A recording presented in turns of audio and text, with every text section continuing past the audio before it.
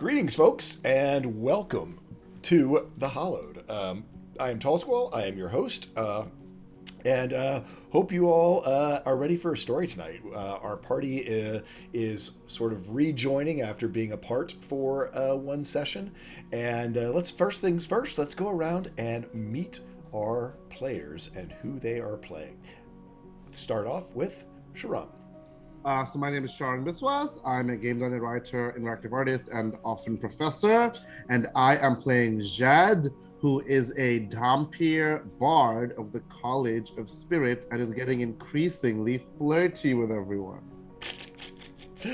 Next up, we have Anita. Hello, everybody. I am Anita. My pronouns are she, they, and tonight I will be playing Elspeth Carter, our divine soul sorceress, whose pronouns are she, her. Next up, we have Don.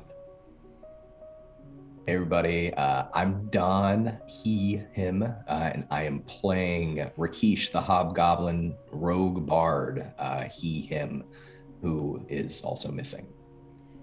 Great. Next up, we have Carl. Yes, I'm playing Carl Nelson. My pronouns are he, him, and I am playing Barzul, a gargoyle barbarian, also pronouns he, him. And last but not least, Bird. Hey, I'm Bird, he, him, and I'm playing Tamrind, our wasteland gnome, who is a warlock with a hollowed patron, he, him. And I am Tall Squall, he, him, and I will be your DM for the evening. Thank you for joining us so much. For those who are unfamiliar with the channel, we do run it 100% for charity.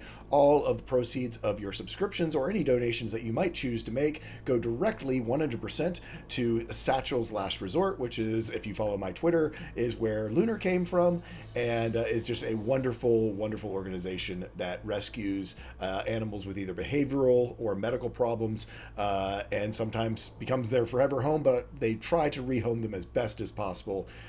Here to remind everyone, don't give up on older dogs or dogs that might seem to have some problems, because sometimes they're the ones that are going to be the one that changes your life. Lunar certainly did for me.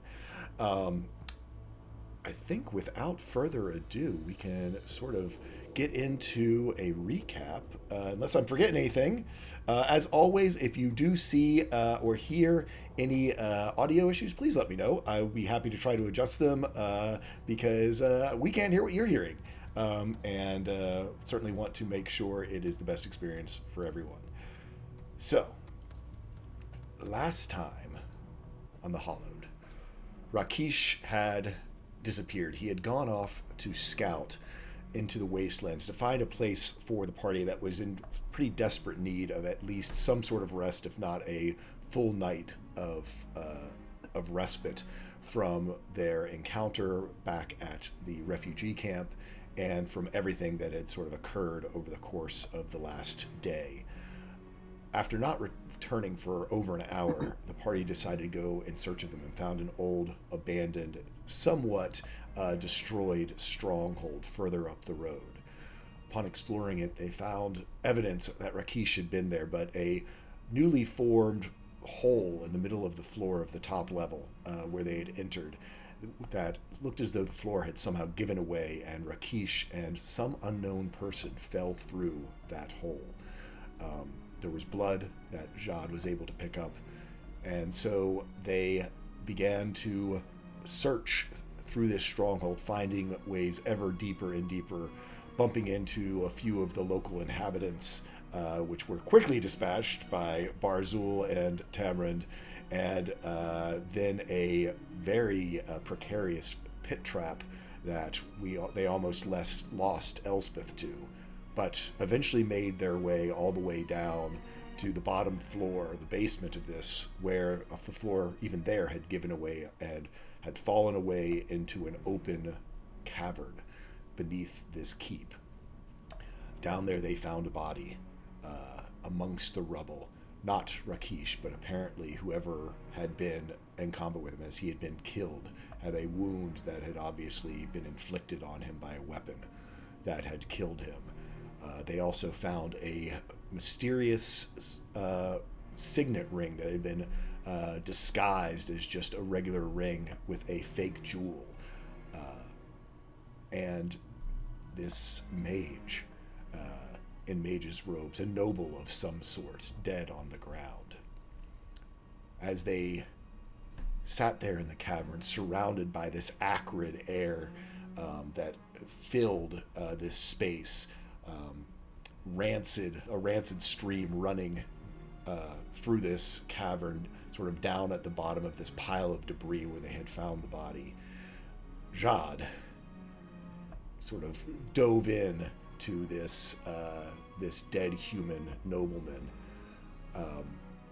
letting his vampiric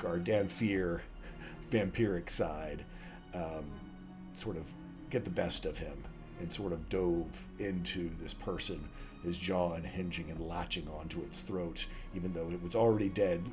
Probably had only died about an hour ago, so certainly good eaten for our half vampire. This was Elspeth's first time seeing this, recoiling in shock as Jad sort of went at it. And as often does, as Jad begins to feed, his mind sort of slips away to somewhere else. Jad.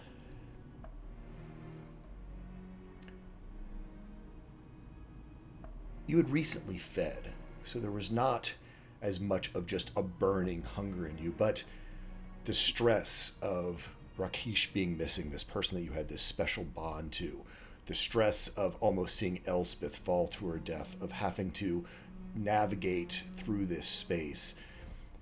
It's almost a nervous feeding.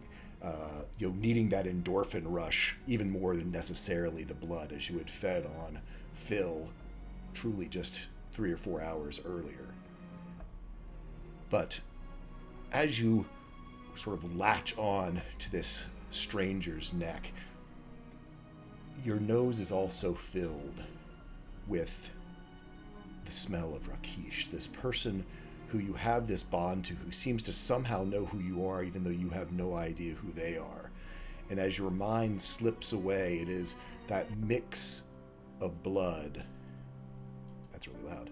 Mix of blood and this memory begins to overtake you.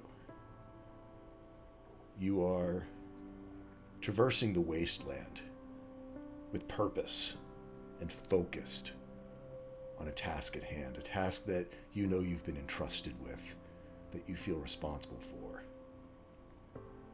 Your bones and body are weary from weeks of travel, but your spirits are still holding. As you look across another battlefield, just the next one in a half a dozen that you've had to go across. This is the newest one as you're getting closer to the front lines. Only weeks old, fresh dead, destruction.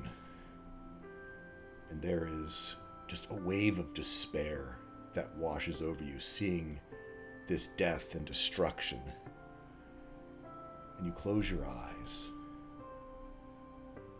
and you are taken back to a green grotto and a golden tree, a pair of golden smiling eyes framed by red fur, and your heart lightens. You know you've got someone waiting for you. They might not know it yet, but someone who's important to you waiting back at home. You feel sort of a tightness in your chest that you first think is sort of the normal tightness in your chest and butterflies that you get whenever you think about Rakesh, your friend, your brother. But it keeps tightening more and more, becoming more painful, and your eyes snap open. And you see standing there on the battlefield with you a black-robed figure. He has a scarred face, emaciated underneath these black robes. He has one arm outstretched toward you, almost skeletal fingers, and arcane energy flows off his hand and wraps around your body.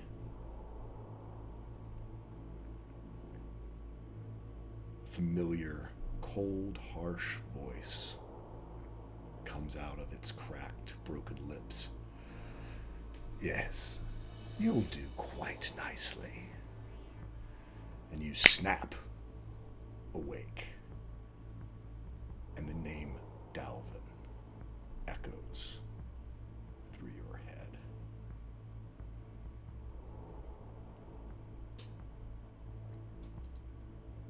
I love it. What posture am I in when I awake? I think there is. You tell me. Having just been inside, having a memory of who this body was. Now on your knees, blood, old, hour-old, half congealing blood, sort of drying on your lips. This juxtaposition of that sort of wonderful moment to this feeding on a body and the debris and with the smell of rancid water and acrid air around you, somewhat clotting and congealing in a puddle that you're sort of kneeling in, and looked so inviting before. Yeah, I am. So first up, I'm like, exactly. So I'm gonna say, because there was this memory of the muscle memories, let's say, right, of the bodies that were like lovely. And normally I'm like decently okay in these like dungeony environments because I'm like, I don't have a heartbeat and a breath and stuff anymore. But for an instant, I'm like really horrified by where I am. I'm like, where am I? And then I look around and the smell of these three hits me again, which is probably the only thing that like brings me back a little bit, because I've been like, even though it's only been for like not that long, like we have helped each other and saved each other and like, in that pit trap, for example. So there is like a bond of like, we are in this together kind of thing, right? So that's what brings me back. But I'm reeling because before I thought I don't know who I am. Oh no, how terrible. Drama, right? But now I have too many ideas of who I am. Like, they're not all simpatico. Like, what? I'm just really confused. And I'm just sitting there staring blankly, just like mouth, like jaw hanging open, teeth fully elongated. I'm just like sitting there staring, and just for dramatic purposes, I'm going to say I'm staring blankly, but the direction of my gaze is at Elspeth, who has never seen me feed before. And has the most terrified look on her face. And is probably like just stopped screaming. Yeah, I did not hear you scream. I was caught up in my memory, right? So I'm just sitting there, and I don't know what to say, because I finally got a vision of Rakesh that I didn't know before, like he knew me, but like that cold voice, I'm like, wait, I've seen that before. How are these linked? Like, what is happening? I'm just like sitting there staring at Elspeth, sort of, who is like also staring back at me, I guess.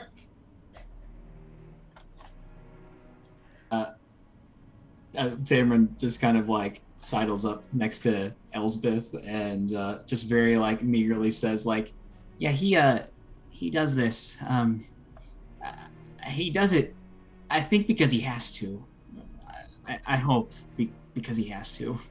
And I look, and for the first time it hits me that, wait, Elspeth is this like divine touched person. And so I like scramble forward on my, my knee, my elbow, knee bent thing that I do. I like scramble, Carl. I scramble forward like animalistic and like grab at Elspeth's like hem of her clothing. Are you wearing hemi clothing or like yeah, there's trousers? a skirt. Yeah. So I grab and I look up and I say, can you cure me? But it comes off in this like, can you cure me kind of like thing. And my teeth are still bared. Remember, I have an extra long tongue, right? My tongue is all like, ah. And There's I'm still like blood. looking up at her. Oh yeah, there's So, still like- blood. And I'm looking up at her. Elspeth And I'm screams like, "Can you again cure to me?" that.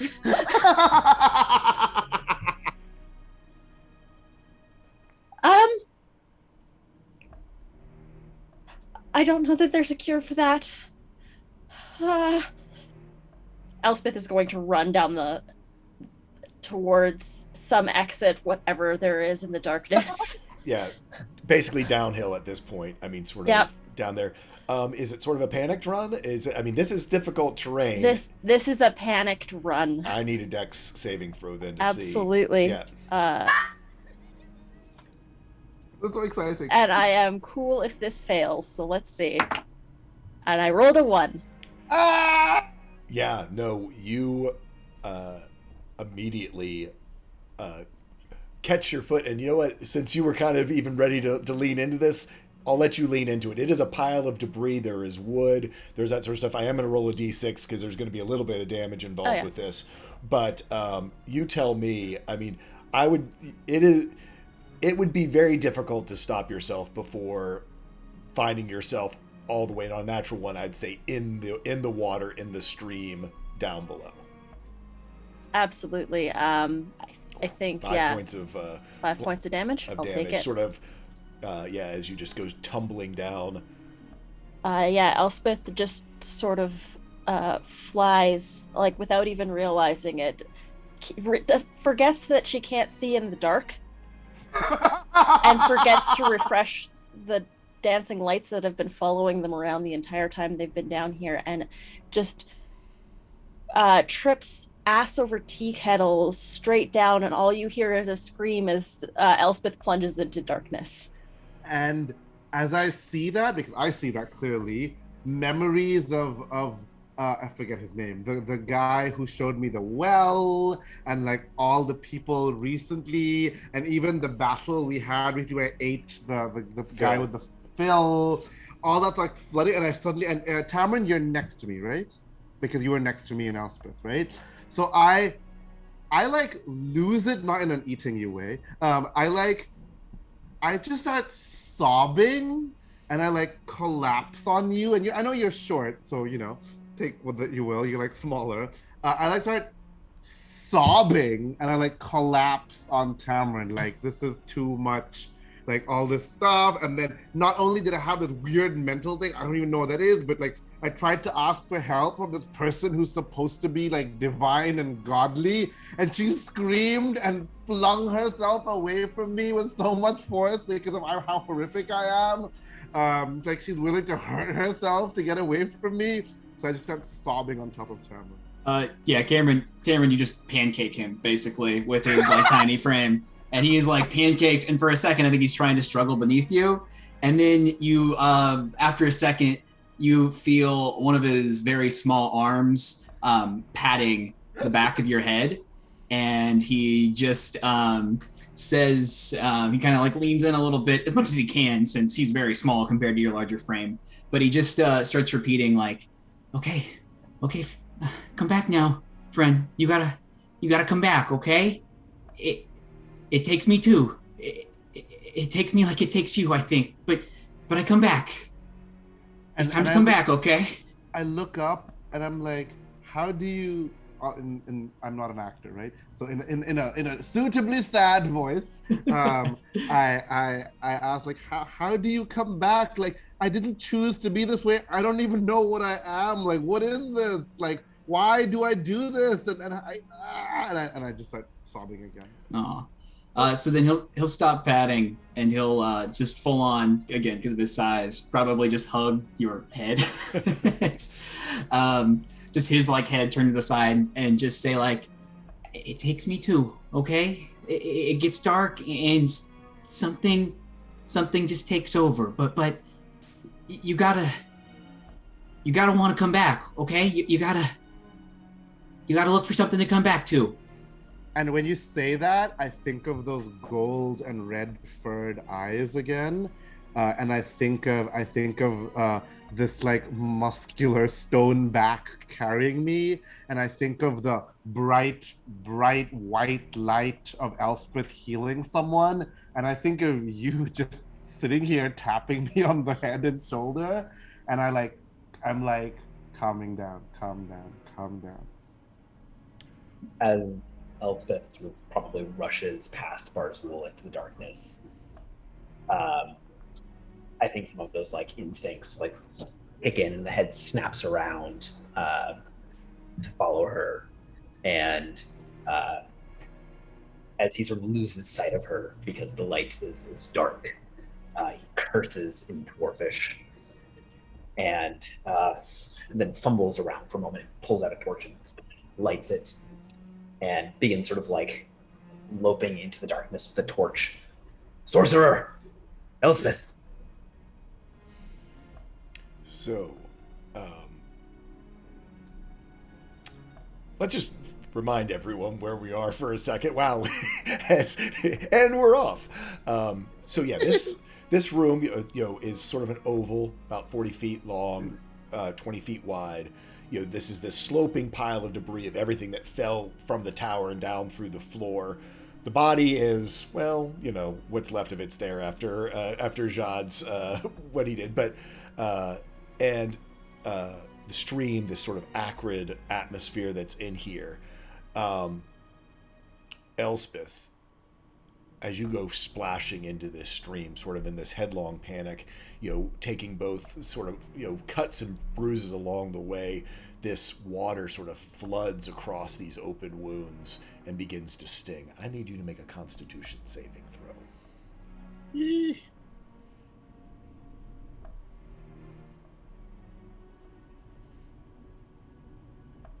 On a 17. You can sort of feel almost this acrid water like trying to infiltrate into your body, and it's strange. You almost hear like the lapping of a pond or a stream or a gentle trickling waterfall, and as the poisoned water tries to enter into your body, it is rebuffed, and you suffer no ill effects. Woot!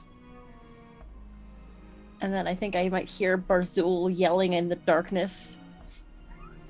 So yeah, you would see coming towards you. How deep is this water that I'm in?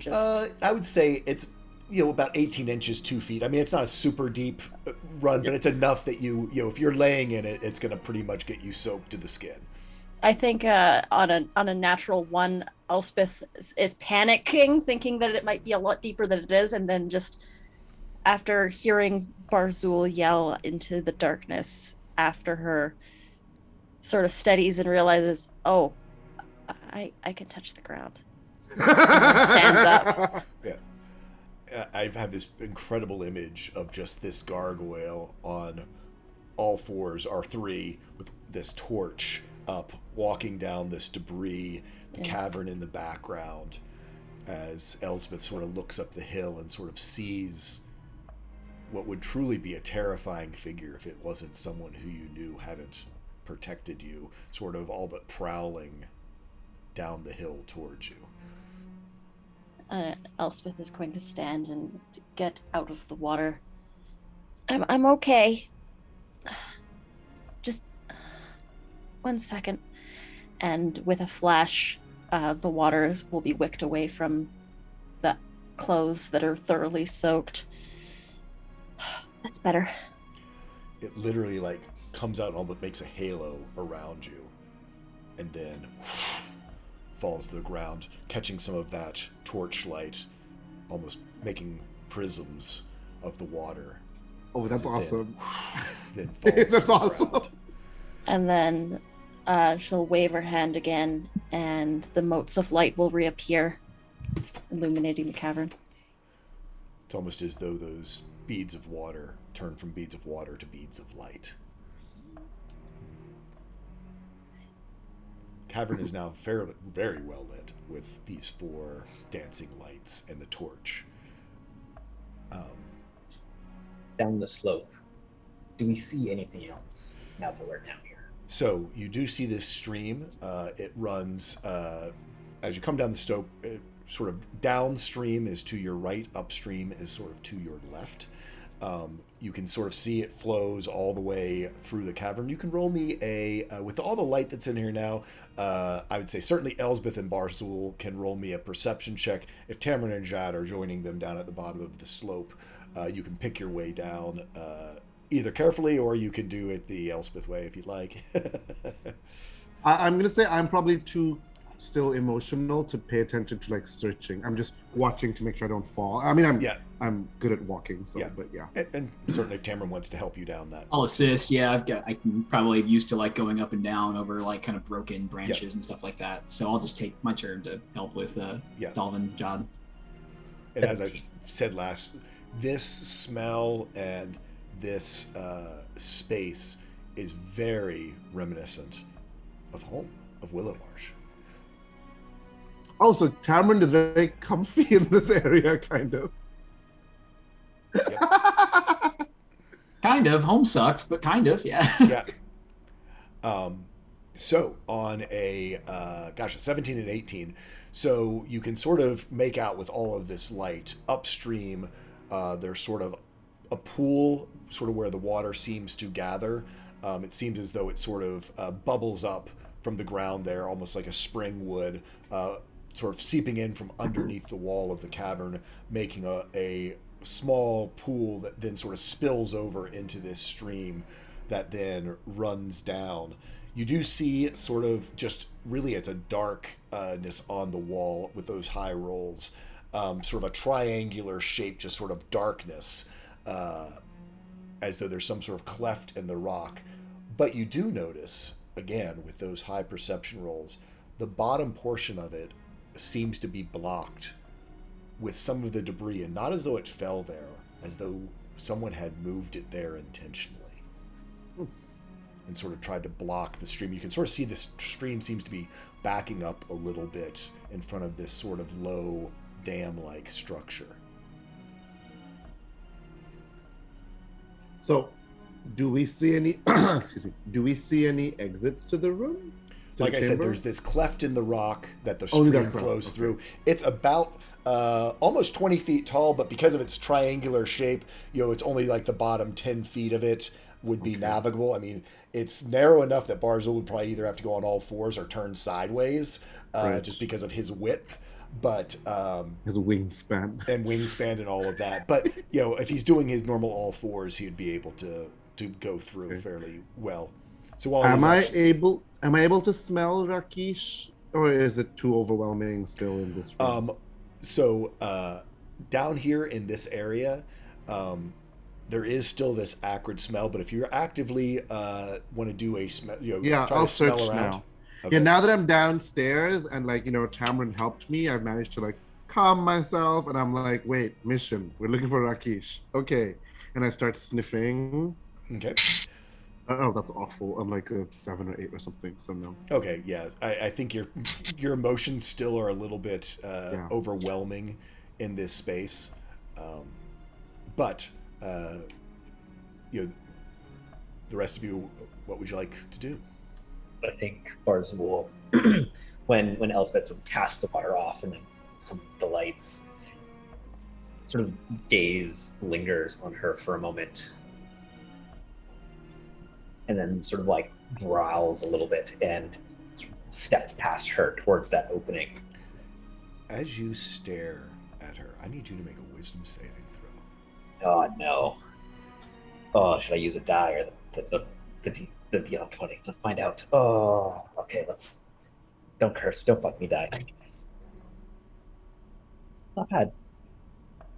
Thought it was a natural 20, but it was a 14, which is better than not. So better than other rolls. 15 total. As you, on a 15, as you look at her, your mind almost threatens to pull you in to a memory. A memory of her aunt. But you are able to sort of pull your head and mind out of it before you sort of get sucked into that time over 20 years ago when Elodie at a stream side did an almost identical thing that Elspeth just did. Barzul, and then sort of just in a huffy gargoyle, talks past and will take the torch and sort of push it down into that cleft to look to see, does it help see maybe more.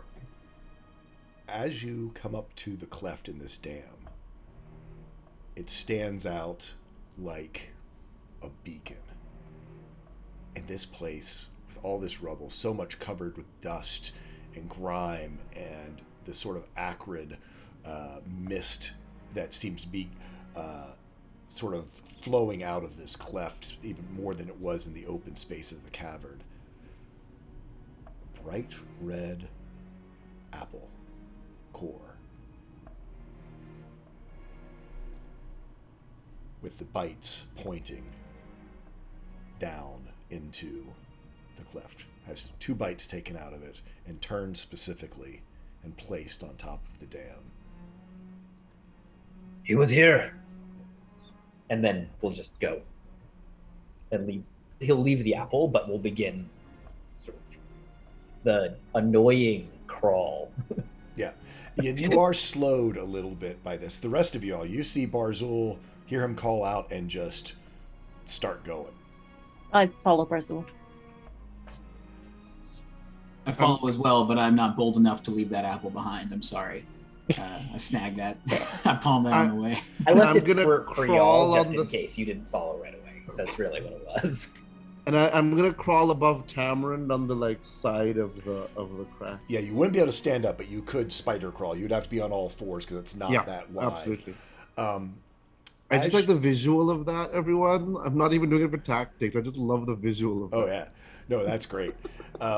I will say that as you pass by the apple and tamarind, since it does have Rakish's saliva on, you do catch a scent just with your passive perception. So I guess the question is, as you enter in here, are you going to try to continue sort of following your nose, or this place, it does have a heavier mist in it, sort of being kicked up as the stream sort of picks up steam and stream and goes down into this place. In fact, I got a picture for you.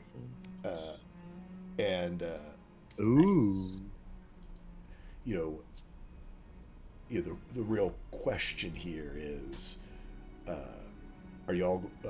You see down this pathway, goes down about 20 feet, and then sort of turns to the right. So you can't see past about 20 feet down there, but the air is filled with more of this mist. So specifically, Jad, are you smelling stuff, or are you just following the group at this point? I'm gonna say it is hard for me to not rely on my predatory instincts. Okay. So I'm keeping an eye on them, but I'm also trying to be like, where's my nose and my senses taking me? Yep. And my tongue. One thing I do, I'll probably waft scents into my nose with my extra long tongue. Like I go, Okay. Barzul, and you just got to remind me, I can't remember, do you breathe or not? I think you're Warforged, so you don't breathe. Jad, since you're smelling, you are breathing at this point. I'm making myself breathe, yeah. Can I ask a question? Certainly. This reminded Tamarind of Willow Marsh. Yeah.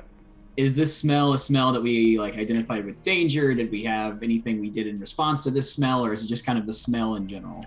So, that's a good segue. Jad, I need you to make a Constitution saving throw at disadvantage. Tamarind, you have an auto success because your body literally evolved to this poison. and living in this place. So you would recognize and maybe don't catch it soon enough with Jad, also knowing that you've actively seen him not breathe. But often you would have to help some of your fellow tree gnomes if they got too close to these springs or too close to the boiling stations, that they could get overwhelmed by the fumes because they are in fact poisonous. Yeah, so my low roll was 9. Okay, so you take...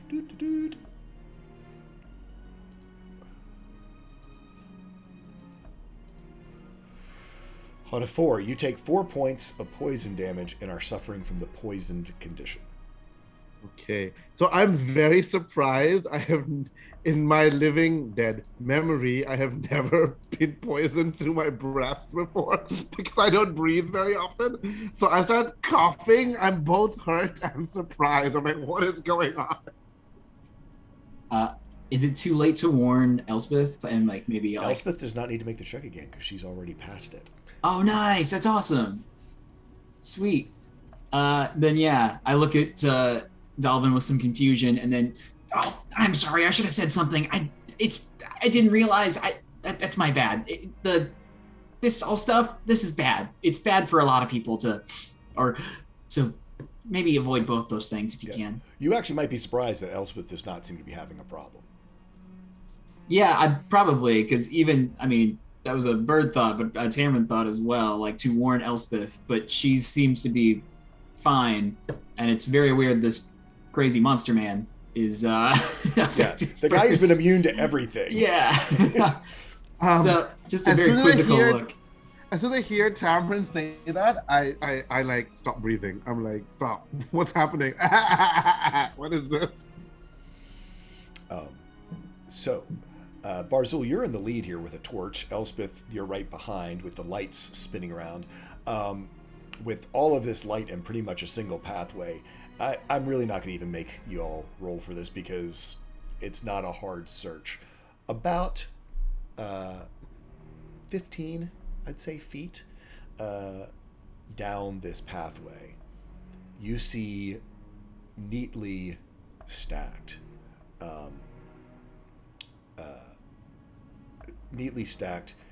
these corpses of, sorry for the alliteration, of corpse crabs. Tamron, you're familiar with these. These are a little bit larger than the ones that you know from your petrified forest and sort of are albino in shape. But you will notice when times are really thin in Willow Marsh, the claws have been harvested. You know that those can be used as food. Are a good source of just some nourishment if needed. You also, Tamron, on the walls, immediately spot stone fungus, very similar to those that grow on the petrified trees around Willow Marsh. Is this the valuable one that you were collecting, Tamron? I'm asking out of character. I believe so, right? From the very beginning, this was what we were harvesting. What you all harvested in Willow Marsh, and you know that it can purify water. And I know it can purify water. Do I know if it can help people who've been affected by what's going on? Roll me. I'm gonna give you a history check or a medicine check at advantage, whichever one you would like. Okay. We got a 17 and an 8, so a 17. So a 17. You absolutely know that when it's ground up and powdered, it can be used to help cure people who have been poisoned by this effect. Awesome. Then he will at least stop momentarily to just get some quick chips of this, and just probably make a comment of like, these can help. These can help you. Keep going though. I know we're waiting. We're trying to find Rakesh, and we should move fast. I'll be right behind you. And he'll just take. Elspeth hears that they're useful. Yeah. When people got sick from all the in the air, this stuff helps. We can boil it down and purify it and get our buddy feeling better in no time. I want the herbalism kit. Ooh, yeah. Yeah, you aren't familiar with these, but hearing they have medicinal properties, absolutely. I've got all the things that I can do to make a poultice or something that can be inhaled to help. I'm feeling sick because I have the poisoned condition, right? Yeah. So I like kind of totter, scramble, chitter over to you, and I'm like, Tamron, what is that? It's long story short, it's goodness. It's gonna make you feel better. So between her smarts and her kit, and me being me and my hammer, we're good to go. And he'll just chip away at these things as quickly as he can, get as big of a collection as he can. No, I'm not trying to hold the group up too much because he is pretty motivated to get along and find Rakeesh, but get enough at least to maybe get, I don't know, 3-4 doses or something like that. Yeah. So a couple things you notice. One, very much these are much more pliable than the ones that grow on the trees in this underground condition. So you know that it takes like 3 days to boil them and get them prepared there. These are closer to ones that you know after they've been boiling for 2.5 days. These are probably only a short rest away from being usable. Wow. Nice. And the other thing, as you're chipping away, you see drawn right above some of these mushrooms in sort of a pink glittery sand, these sort of small humanoid figures. He's been here. We're getting close. And, he'll point while he continues his job. But yeah, this is a sign of hope. Yeah, I mean, you're able to harvest, basically to chip off 2 or 3 of these. In fact, let's roll a D4 plus 1 and just see how many you get. I got 2 of them. Hey, you got 2 of them, but 2 of them will actually give you a good 4 doses. Oh, cool. I'll put a note down. Because these mushrooms aren't. They're not like little tiny thumb size. But they're like those sort of shelf-like mushrooms that you see that grow on trees. Right. It's these are, I don't know what species that's called, but yeah, it's not it's not a garden mushroom. Awesome. Nice. So, probably only takes you've done this before. I'd say 5 minutes or so. As you sort of pause. Elspeth, anything special you want to do as well? If you want to, you can harvest some too by watching Tamara. I'll give you just a flat D4 if you want to. Sounds good. Yep. Yeah, I'd like to do that. I'll roll with. That's a 3. A 3. I'm gonna melodramatically lie there feeling sick, making sick noises, being like, oh, I feel sick. I don't feel sick normally. Yeah. Barzul, what are you up to? Do you pause or you keep going?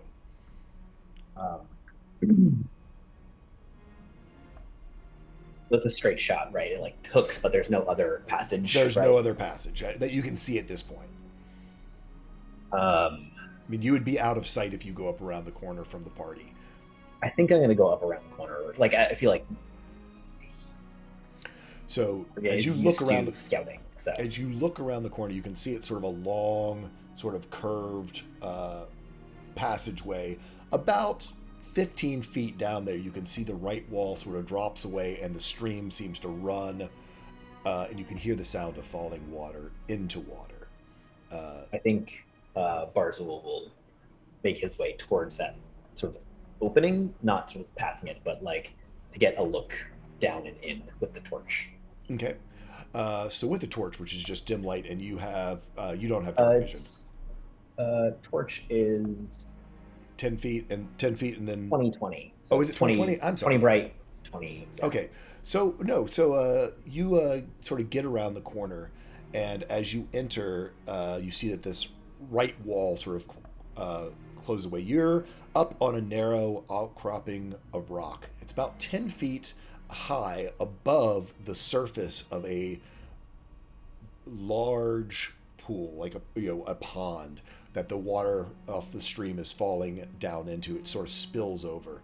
This sort of pathway 10 feet up off the water's edge that sort of goes down a straight cliff. There's not like a shore below you. You can't tell how deep the water is from here. It's sort of wraps around pretty much to the end of where you're able to see. Both directions, you can kind of make out that there are other ledges up at higher levels, but the entire cavern's probably only about 30 feet high. roll me a perception check. At disadvantage, to see if you can make out any shapes sort of beyond the light of the torch, just anything out there.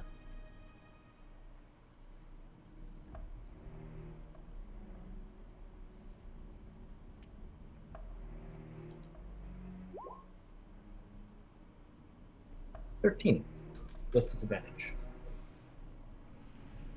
On a 13, yeah, unfortunately, there's not a whole lot of detail that you can make out beyond your torchlight that you haven't already gathered.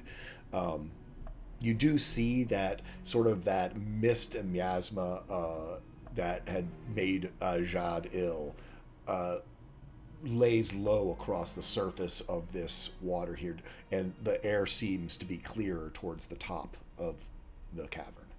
And the passageway I am in continues straight past this opening. Like I said, the passageway doesn't really continue. Basically, the passageway turns into the open sort of pathway. Okay. So cool. It's as though the cavern is part of the passageway now. Okay. You just end up out of the tunnel and out on sort of a ledge. On a ledge that begins that wraps around. Okay. I think Barzul at this point will take a little bit of caution and turn back and take a few steps and wait for the party at this corner. As you are alone and sort of scouting, go ahead and do me a survival check. Normal roll. I think straight roll on this because since it's more me of what do you notice, not necessarily that you've called that you're really wanting to dig and search. Not great. Not a natural one.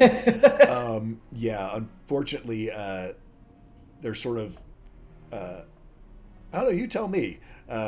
What's on your mind that keeps you from sort of your normal Thargan survival instincts from kicking in? I think he's seeing this pool and the sort of spoiled water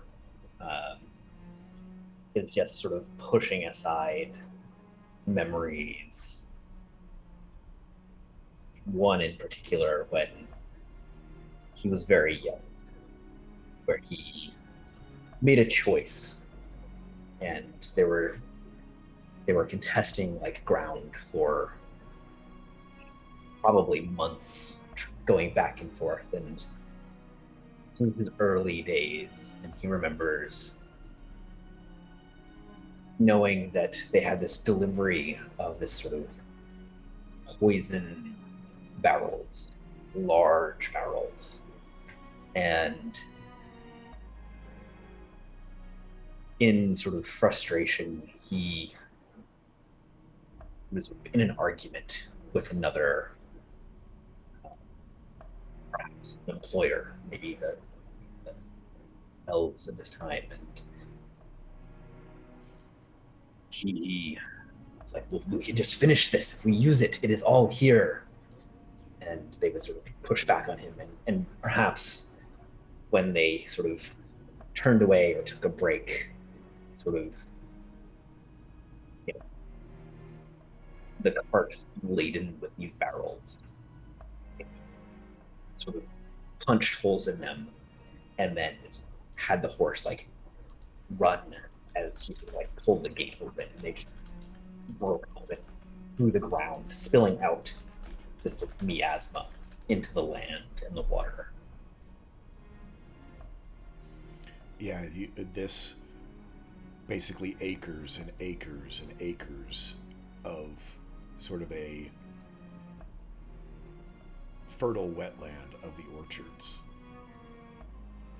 despoiled by the barrels that were used to pull out a vial of poison that would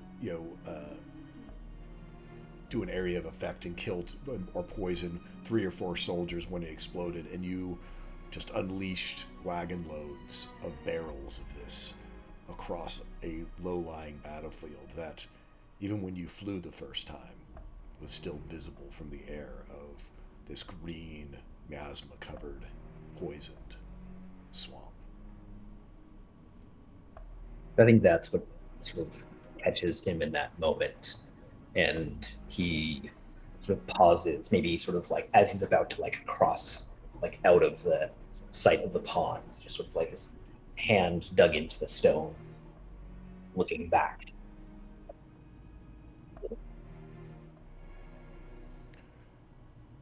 You all see the torch sort of come back around the corner, right as you all are finishing up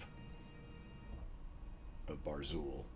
You can sort of see him at the end of this passageway you're at, Elspeth, Jad, Tamron. Did you lose the trail? It ends into a chamber.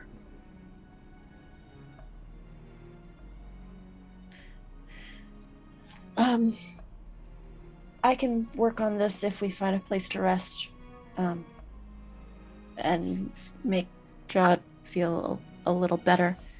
I'm just still dramatically lying there, being like, "Oh, I feel so ill. Oh, Get what up. is this feeling? So sudden, so new." Real quick, Tamron is gonna look to Dalvin and look up, just completely buying this, like near tears in his eyes, like he's not feeling very well. We have to hurry. Not like completely not sensing the performance in it at all. It's only somewhat performative. I've never felt this way before. I think Barzul has no interest in pampering people. It's just get up, let's go. We'll deal with this later. I grumble. I'm like, "Oh, the things I do for friendship," which is a good sign. I'm not depressed and crying anymore. So Yeah,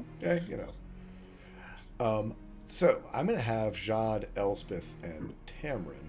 Are any of the rest of you trained in survival? Tamron, I'll let you do a survival check. Oh, I am trained in survival. Oh. And Jad. 16 total. 8. Tamron. And I think it's because you saw these figures and knew Rakesh had been here. And also your history of not being, of being fearful. You can see the footsteps that would have been made by Rakesh are careful, deliberate, and that he was probably trying to travel as silently as possible. But I can see a trail here. Yeah, you do pick up. Barzul's tracks are there, but you're able to pick them up again because mentally you caught, saw those drawings. Gotcha. About Rakesh.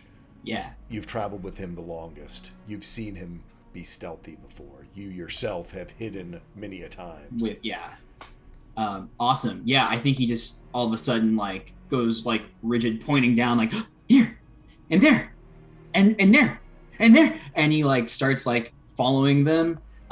If Barzul's just kind of still hanging out, he probably ends up actually like inadvertently like walking like underneath and between his legs, like just now like entranced by like following the steps. And yeah, he'll just continue to kind of point them out to people as they go, avoiding them to like not ruin so in case he does lose the trail, hopefully by pointing them out, other people can pick them up as well and maybe make up for any mistakes he makes here. Is Jad still lying on the ground? Oh no! Now after Barzul's like get up bomb. I was like, oh, fine. I'm sideways on the as usual. I'm rarely on the ground. I'm usually on the sides of walls or on the ceiling or something. So I think Elspeth will fall in along Jad and say, "I'm sorry, I got scared earlier." So if you're walking upright, my head is here and my body is on the wall. So I'm walking with you. I don't want to think about that because my normal defense mechanism is put things away in the back of my mind and don't think about it when I'm upset about it. So I'm just like, what are you talking about? We should focus on the mission. Okay, if you're not ready to talk about it yet, then you're not ready to talk about it yet. Oh. But if you keep squishing things down inside you, They're just gonna explode later on. I'm like, don't talk to me about squishy insides. I know a lot about squishy insides. Barzul thinks to himself, if you squish it down long enough, they just die. It just forms sediment at the bottom of your soul. Yeah, Jad does not. Even though Jad asked you for help just a little while ago, he does not want, mental health help. He only wants blood drinking help. Fair enough. But keep going. I don't go away from you. I still like amble along with you in this sideways pace, So you all come around the corner, Mhm. travel about 10 feet down, and see what I described to Barzul, this large chamber, pool at the bottom, about 30 feet tall, sort of fog, mist covering the ground down below. I think Barzul will let the other three lead this time. I'm gonna be in the back. I'm gonna hold my breath for once, and then I'm gonna go up to Tamarind and do my like blood ear licking again, to cast guidance on him. I'm like, Oh, it's better, but it's still bad. Okay. and then I grin toothily. And yeah, Tamarind will keep trying to follow Rakish's path. Okay. Rakish, roll me a perception check. I think with disadvantage.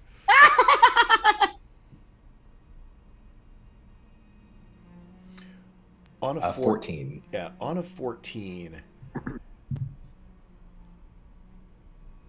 there is a groggy awareness, but you are not fully. You're in that weird space where you don't know whether you're hearing things or imagining them. Okay. Let me ask you this. Yep. Have I had a short rest? You have had a short rest. Very nice. All right, I'll take that. Yes. Oh, but you is- can't benefit from all my short rest powers because you had a short rest away from me. Damn. So I think, Rakish, is tucked into this tiny little crevice. He's got his bedroll back behind his neck, and he's got his elvish scimitar straddled to his chest, and he's holding on to it while he's resting, while he's sleeping. And he's trying to fight sleep. Like, he's trying to rest but not fall asleep, because he's honestly worried that if he passes out, something might sneak up on him. Maybe his new friend might find him, and there's any number of bad things that could happen. So, I think despite that, because he was also for a while affected by this poison, he doesn't feel fully well. Mhm. And so he does start to slip into unconsciousness. But even if he's not sure if it's a dream or if it's awake, I think Rakish has been in situations like this enough that he forces himself to start up quietly and just sort of roll over gently and peer down through the darkness with his dark vision to see what he can see. Before you peek down, because Elspeth, you still got your lights going, yeah? You do see sort of light from in the cavern, which is new. And I think that might even be one of the things where it's, am I dreaming or am I awake? Where am I?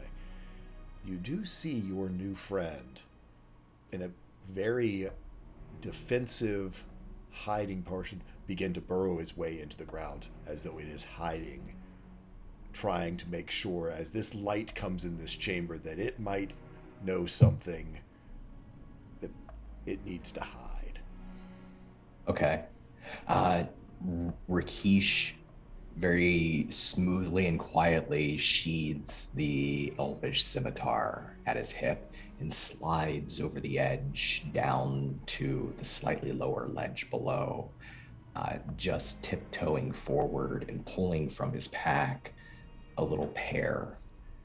And as he slips by that burrow that his friend goes down into, he whispers down into the burrow, "Here's one for the road." And he drops the pear into the hole. Okay. Oh, like a fruit pear. Yeah. Yeah, like a fruit Oh, pear. okay. I was yeah. like, a pear of what? From the orchard. Yeah. No, pear from the Uh, orchard. Yeah, and then he doesn't know, this light could be, this light could be anything, right? That's coming around the corner of this tunnel.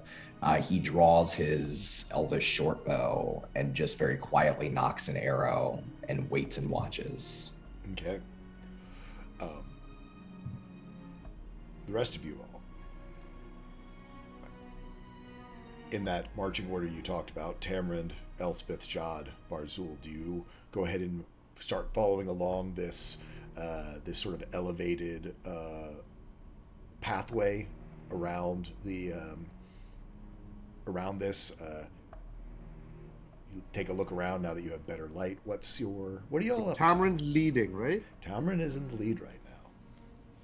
Probably in the lead, and he's probably stage whispering, Rakesh, Rakesh, just like getting a little bit more frantic about finally finding him. Not being too loud, but like hopefully loud enough that if he was in earshot, maybe he would hear it, but maybe something else would hear it too. Who knows? And I say, actually, as I'm crawling, I'm like, what if the poison knocked him out? Like, what if he's poisoned? Oh, it feels horrible. Do you know how awful this poison feels? It's really awful. And I I'm, really like, wouldn't, because complaining. I was okay when I. Well, you're I fell into the divine. water. You're divine touched. I don't know if that had anything to do with it. I'm just kind of Mhm. hardy when I need to be hardy. When you live on the road and you kind of just eat whatever. Don't talk to me about eating whatever while living on the road. Oh yeah, sorry. I realize it's a sensitive subject because situation. being what it is. That I say slightly loudly and slightly angrily. So I don't know if Rakesh hears that. Yeah. But yeah. So, Rakesh, I would say from your vantage point, you do spot this so stealthy group. I just can't stop thinking about that meme I put today. This pack of hyenas that comes walking in. I think Barzul is at the back, like watching them talk, and like just knows that this is like, how did I get here? Yeah, you're the only like combat trained person, right? So you're like, It's you true. need to be stealthy, and we're like, Tamrind, you can make me a perception check. There's plenty of light here, and also you got like uber dark vision, so every nook and cranny and crevice of this, you can pretty much see. So it's a flat 17, so that's a 17 total. Okay. So you can see lots of stuff. You can see sort of around the direction you're heading is sort of the long way around, but there's actually a small path that sort of turns back almost like a U-turn behind you. A sort of narrower path that sort of backs around this. There's a higher ledge up there, and down at sort of the edge of the water, you can see a set of stairs that sort of lead up into what looks like another sort of crevice in the rock, but it is down below, almost at the water's edge. There's sort of a set of stairs, some stone, some wood. It's as though someone has tried to sort of fill in where the stones weren't quite convenient steps, are now been made into sort of a more user-friendly pathway.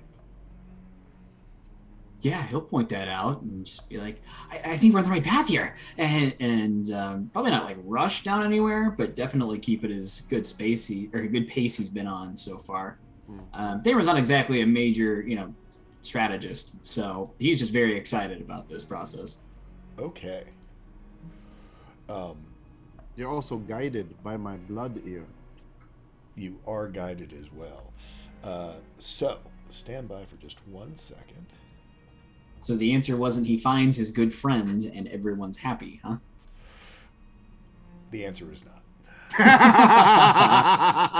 The answer So, is worse. I will say, though, Rakesh, you absolutely see the group sort of heading your way. Lights, noise, and all. He has considered this possibility because he did leave the apple. He left little things just in case they decided to follow him if they found him here. He kind of didn't expect it to happen, but he's thought to himself before he turned in, if they come down here, they're going to make noise. They're probably going to need like light, torches, something. And I don't know what's down there. And so when he hears them, talking loudly, he sees the light. I want to cast, if I can, minor illusion on the surface of the water. Am I able to do that? What's the range on it? 30 feet. No. It would have to be right up like against the shore. It couldn't be like out in the center. Okay, that works for me. He takes out of his pouch a little multicolored bit of sand, pours it into his hand from a vial, and in his hand he draws a stick figure, small, short body, big smile, and he blows that sand into the air, and he swirls around and moves down to the shore and mixes in with the water. And as it does, he creates an illusion of Tamarin's body just floating right along the shore, face up. Okay. Yeah, that stops him in his tracks, and yeah, he and then just like starts looking around everywhere, kind of broken from the spell of like, let's just keep going. So it's definitely stopped Tamarin, at least for now, and Tamarin's like frantically looking for Rakeesh somewhere. So as you see this Tamarin, it didn't catch your eye at first, but it does now. There at the water's edge is a figure, a female figure, dressed in gray robes. And she sort of has her heads in her hands as though she's in distress or has been crying.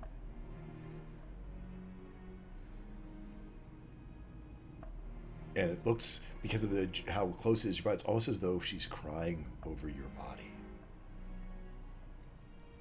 Do we see this, or does only Tamarin see this? All of you can. I mean, as soon as Tamarin sort of starts back, or if you point it out, Tamarin, it's not that it's only him. Everyone who looked would see it.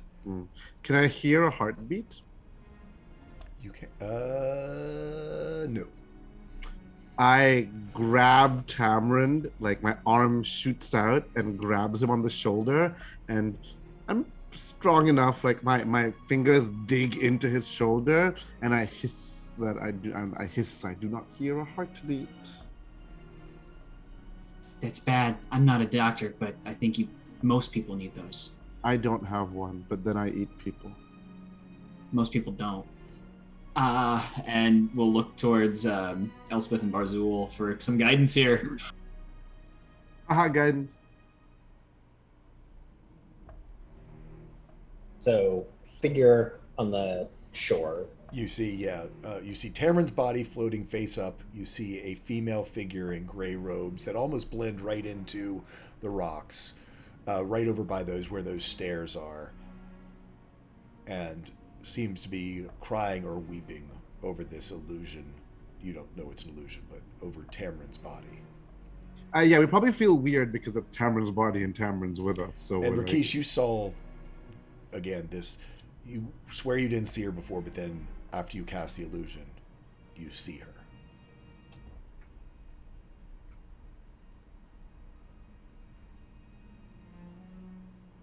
her. Rakeesh just watches to see what they do, to see if they move forward or if they move back into the tunnel. He's ready, though. Yeah. Elspeth is going to be just sort of whisper very quietly, if there's no heartbeat, then we should probably try to get by unnoticed. Though that might also be out the window.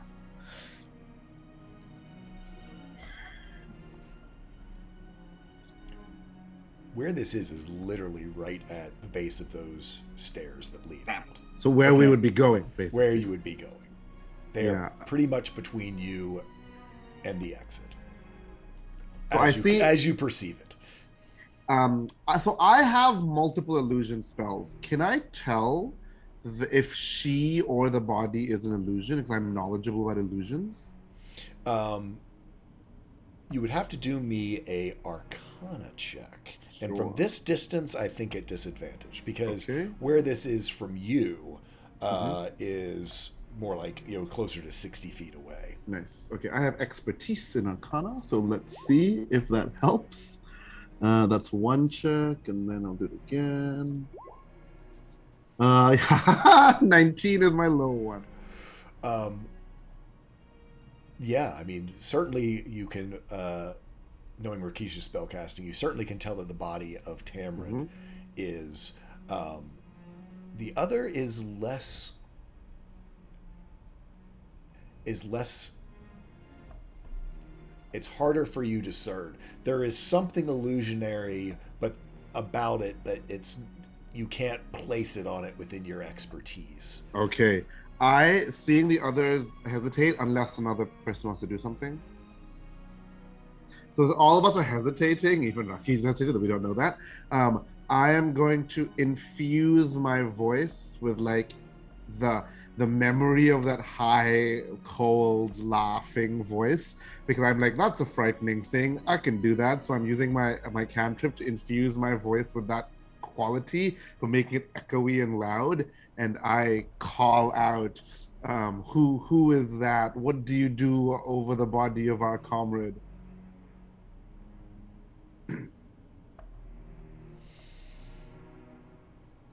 And you're just yelling out. Yes, but I'm using my minor illusion to enhance my voice. Okay, to enhance it. Yeah, to make it like frightening-ish. The voice, heartbroken.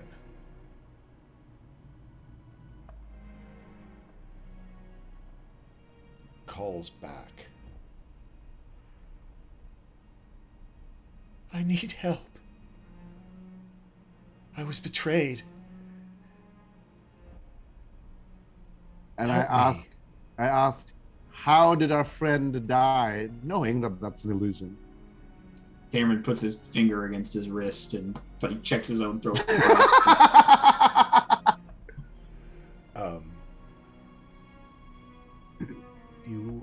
She calls back. That is not of me. It's of him, and points directly at Rakish. Oh, so do we spot Rakish? Do me a stealth check, Rakish.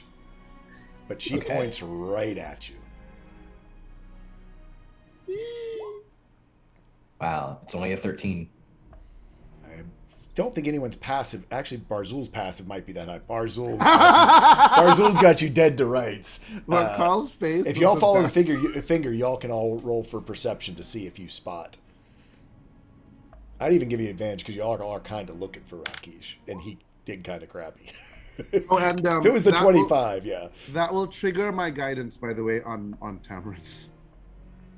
Unfortunately for a perception check, but So, you know. Elspeth, you spot just barely some red fur up amongst the gray rocks. Sort of that top knot you kind of have, the cowlick that you got up there. That sort of gold. What'd you get there, Tamrin? Sorry, I shook my head. No, even with okay. guidance, my Yeah. highest was like a 9. Yeah. So So Mine was a Tamrin, 9 you're too, still yeah. looking and checking your pulse.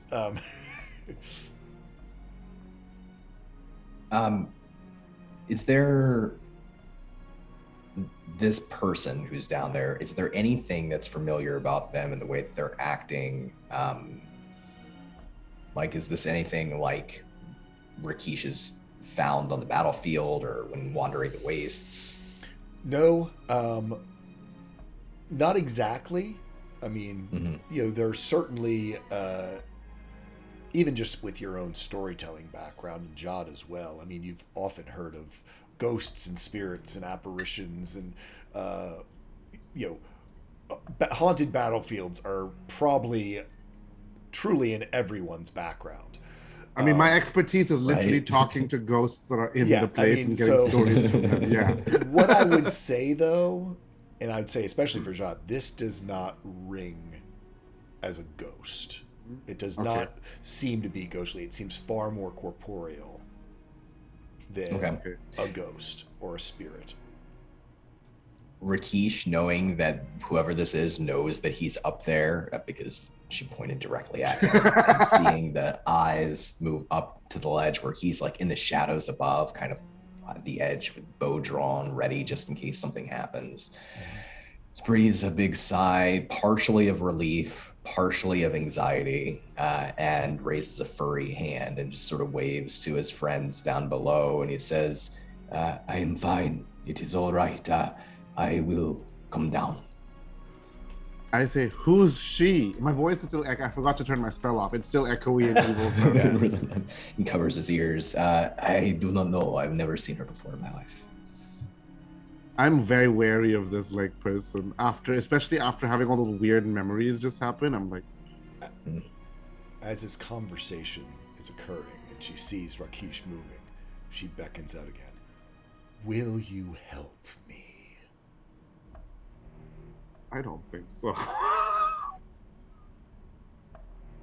Can you be more specific, perhaps, my friend? How is it that you need help? I want to see he who killed me, he who betrayed me, killed. Seems like a strange place, perhaps. And he's saying this as he's like coming down the slope, like very slowly around as far away from her as possible to get down to the bottom. Okay. Yeah, you can skirt probably a good 25 feet away from her, and you're up about 10 feet. So you can skirt around. Her eyes, at this point, since you're the one talking to her, never leads her. I got to ask you above the table, are you deceiving her, or are you... No, he's trying to figure her out. Okay. And there's a lot of strange things about this. But mostly he knows that if something happens, if she turns out to be dangerous or not what she appears to be, he needs to be closer to his companions. And so he's maybe not deceiving her, but trying to find out more and engaging her in conversation while he's descending. Okay. What he says is, this seems like a very strange place to hire an assassin. We are just lost travelers. Did not expect to see you here. Just lost travelers. I'm bound to this place. This is where he killed me. I perk up when she says that, because I talk to ghosts a lot. Actually, I'm going to approach when she says that, actually. Okay. Because I talk to ghosts all the time, so I'm like... Oh. Yeah, again, like I said, it's not your normal thing. And again, with no heartbeat, you absolutely... there's no heartbeat, like I said, not exactly like a ghost. So how do you approach? I mean, you can wall climb, sort of like I said, there's sort of this below the 10-foot sort of ledge that you're on. It's almost like a straight, straight down. But, it does sort of slope down where eventually the path you're on, if you walk straight down, would eventually lead right to sort of where these bottom of these stairs are. Or you could walk on the cliff face to get around here, since you like to do that. But, yeah, so I'm going to say that once she says I'm dead, I'm like, okay, she's not like some sort of monster deceiving us to entrap us. She literally said, by the way, I'm dead, right? And I'm very curious. Like, dead people tell me their stories all the time. So I'm curious. So I'm cautious but curious. And I'm gonna do my modus operandi. I'm gonna go down the cliff side and everything. Yeah. Okay. Elspeth will call down to her. What is the name of the person that killed you? Gregor Sanbarthne. Oh. That name any of us recognize? That is a name that we recognize. It was on the family sigil from the family sigil. Yes. Oh, so he is already dead. Okay. The guy upstairs.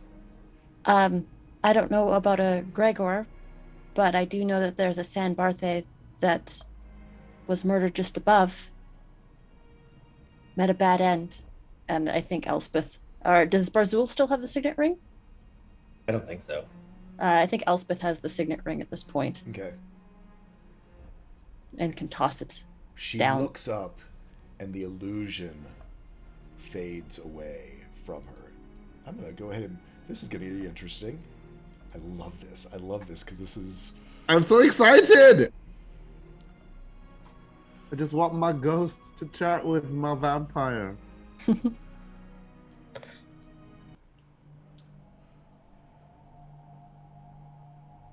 New music. You should find yourself.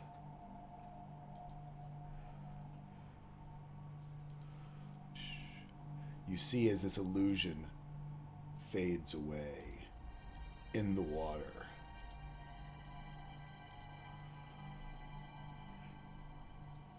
Oh God. No longer this sort of beautiful maiden, but this drowned figure.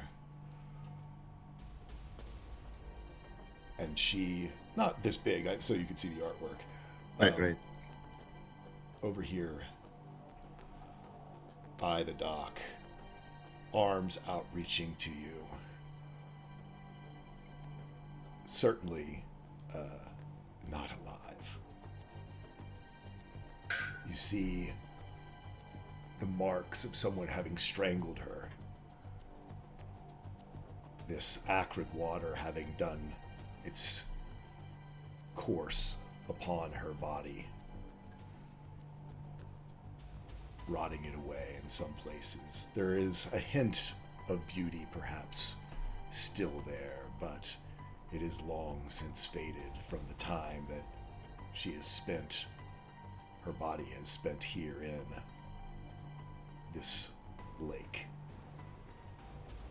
As you say that name, she reaches out her arms to you, Elspeth, and goes, "Show me."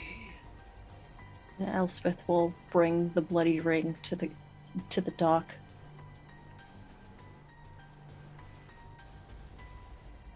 I think Barzul will be a step or two behind Elspeth.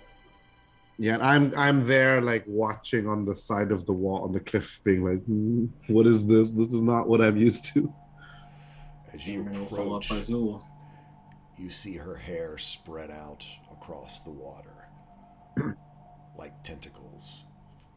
5, 10, 15 feet, approaching closer to each one of your friends, as though they're snakes ready to strike. But she still has her eyes only on you, Elspeth, with her hand outstretched. Show me.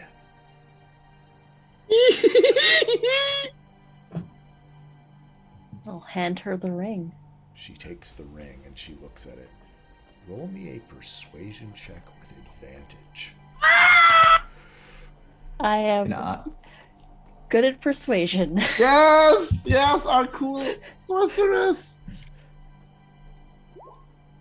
Okay, that's a 10. It's advantage though, so let's try another one. Okay.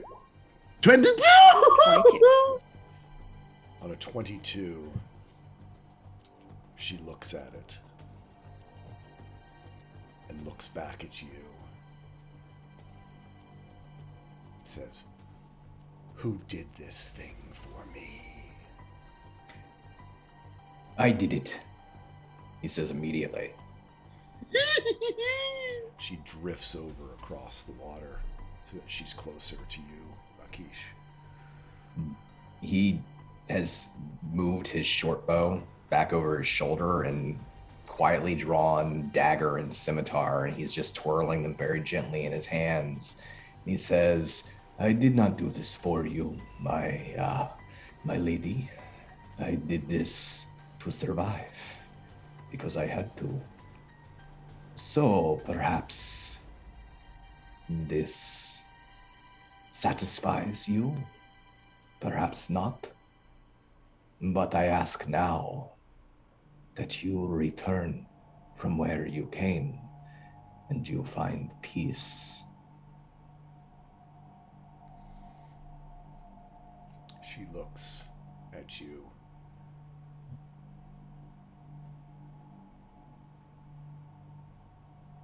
deed is done. That is what matters. And you see her pull aside this long black hair and reach underneath of it and yank out a dagger. Jeweled, curved. Takes it by the blade and hands it to you. Ooh. Hands you the handle of it. Ghost tentacle hair woman dagger, you want it? Yeah. Don is very excited, but Rakesh is not used to accepting jeweled daggers From ghost tentacle hair women. Yeah. That literally they pulled out of their decaying body. Can I ask real quick, just, I mean, meta-wise here, is it reminiscent of the other dagger that was found with the mage? I know there was like a jeweled dagger there as well. Yes, it is. Oh. He's torn in this moment between not wanting to offend this large, very creepy dead woman in the lake, and also not wanting to touch anything that could be cursed. But despite that, I think he doesn't know what to do. He just sort of awkwardly holds out his hand and flips his own dagger back into its sheath and extends it and says, "You really do not have to do that. We are only looking for a way out of here," but She basically, if your hand's out even close to her, she slaps it into your hand. he limply retreats his hand back to his stomach and says, "Thank you, my lady. I hope that this brings you some small measure of rest." She drifts back over to Elspeth, hands her the ring, points at the stairs. His lair lies that way. And who is he? Gregor's. And she falls back, her body just dissolving, hair almost turning into like seaweed, and just dissolves across the surface of the water. That was As though whatever was holding her together, that need for revenge, now satiated, has vanquished her from being the protector of this lake. Oh my god, we just did the non-combat side quest option. You totally did, because let me tell you, y'all are on a combat map for a reason. Saw it come out. Thanks. Thanks for that ring. I'm gonna say Jad, because he had those intense memories after drinking Gregor's blood, Jad is actually doesn't know anything about himself, right? He's very interested in checking out this lair to be like, what, does this have a connection to me? I don't know. So yeah, I mean, she pointed towards the stairs that y'all had spotted. So Jad is gonna be like, we should listen. I make a habit of listening to dead people when they tell me things. We should check out that lair. I don't reveal it's because I had intense memories of my body. Elspeth will just. This isn't even the scariest thing that's happened today. And I look at you reproachfully because I think you mean me. I do.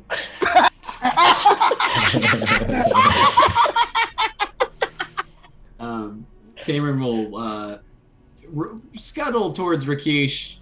With Rakesh's elevated position, he'll definitely get close enough and just be like, "No, I can't do that."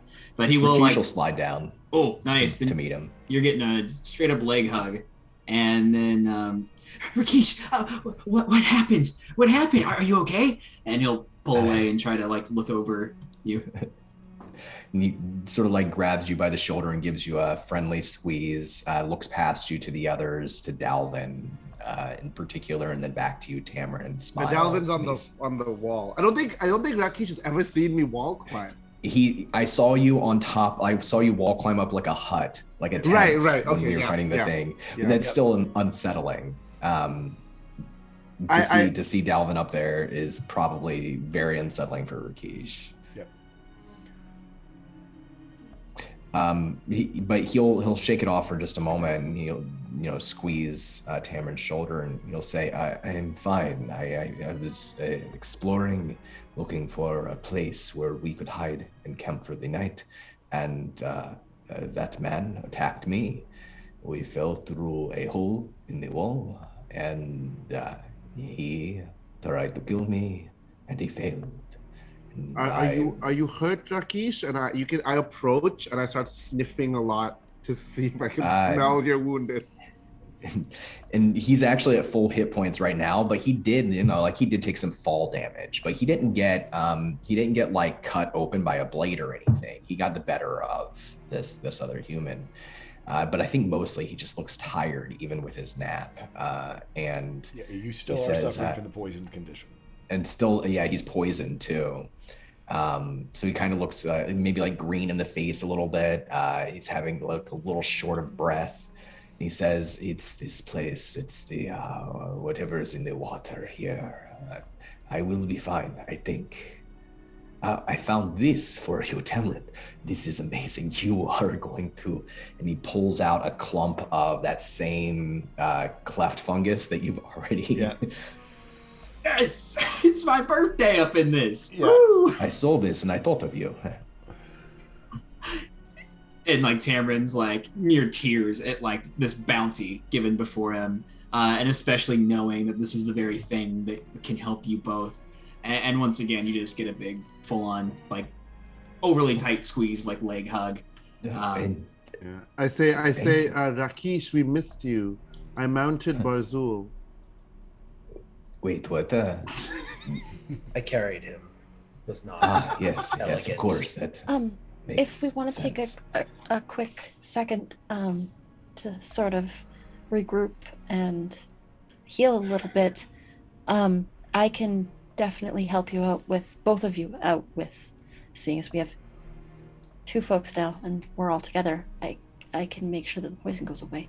As you look around with the dissolution of this drowned maiden, you do see the vapor rising in this area, as though this cavern, whatever her presence, was sort of holding back somewhat of this poisoned air.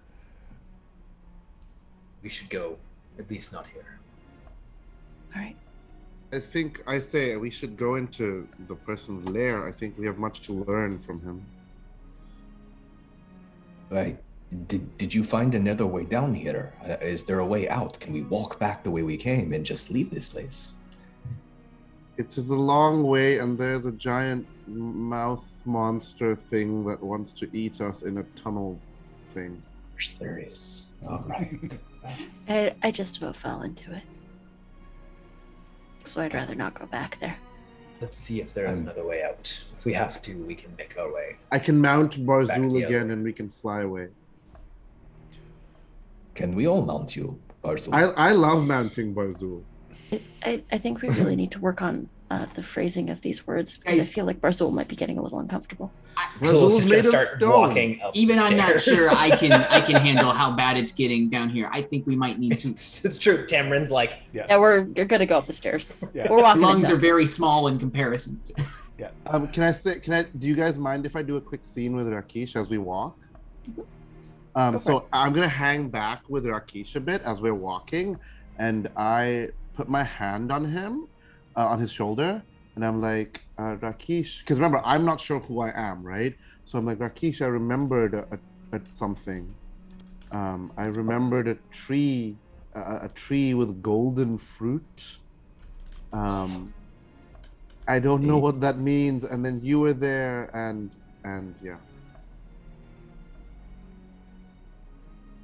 That makes Rakesh smile, and he kind of puts his arm around you in a very camaraderie way. You can probably feel there's a little bit of hesitation because he knows that you're changed from what he remembers Dalvin, and he's seen what you can do, but he does trust you.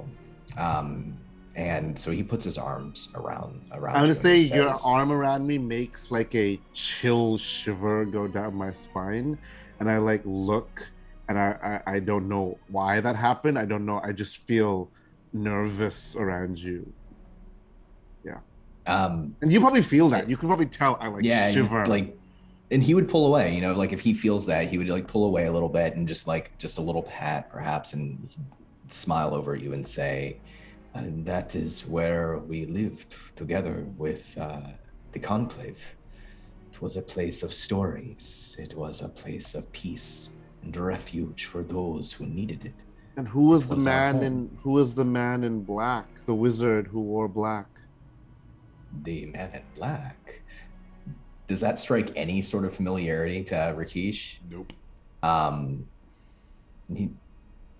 He struggles for a moment as they're walking along, and he says, Dalvin, when the mercenaries or whomever they were attacked our home and killed many, perhaps all of the rest of our people, I did not see what happened to you. I do not know who they were or what they wanted. I do not remember a man in black. I remember a tiefling, a mercenary captain, a brutal person who murdered Brother Kindle. He was our leader. It is perhaps this man in black you speak of. And I shake my head. I'm like, he was not a tiefling. He was a skeleton. It's okay. Don't worry about it. I'm getting upset. So I just I'm like, it's okay. Like I was having this vulnerable moment, which I don't always do. But Rakesh saying like, oh, I don't know, and this weird feeling I had when he like touched me is making me withdraw again. And you suddenly like you were seeing me being serious, and I suddenly give this goofy grin, and I'm like, it's okay. At least we met Tentacle Hair Lady. To try like defense mechanism, say silly things. He smiles back and he relaxes a little bit and he says, did you read the book? And I didn't have the book, right? I did not. Didn't have any time for that. Yeah, it's only been like 2 hours. yeah. So I'm like, no, I was keeping it for you. You were gonna come back, and I did not. No, I mounted Barzul. Lots to think about. You told me. It was very fun. Why don't you hold on to the book for a little while? Perhaps some of these stories will help you remember more over time. And I, to end the scene, I shiver at the idea of remember more, because those are not always pleasant. Remember the memory I had about being like paralyzed for 12 hours by this woman? You know, things like that sometimes surface. So, yeah. So, you all climb the stairs and come to a large closed door. And that is where we're going to take our quick break, everyone. We'll be back in about 5 minutes. Hope you all are enjoying the story, and we will see you in just a few. Bye. Woot, woot.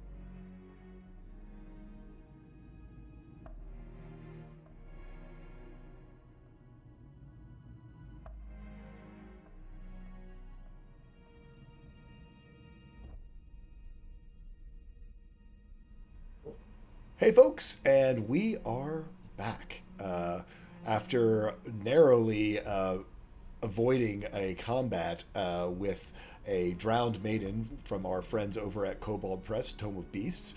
That DC was a DC 18 if people are interested for the things. And the only way to have advantage is had you found that the ring was actually the San Barthene ring in the last episode. So a couple of good rolls got them out of basically us spending the rest of the episode in a combat. And it is what I wrote the TPK for.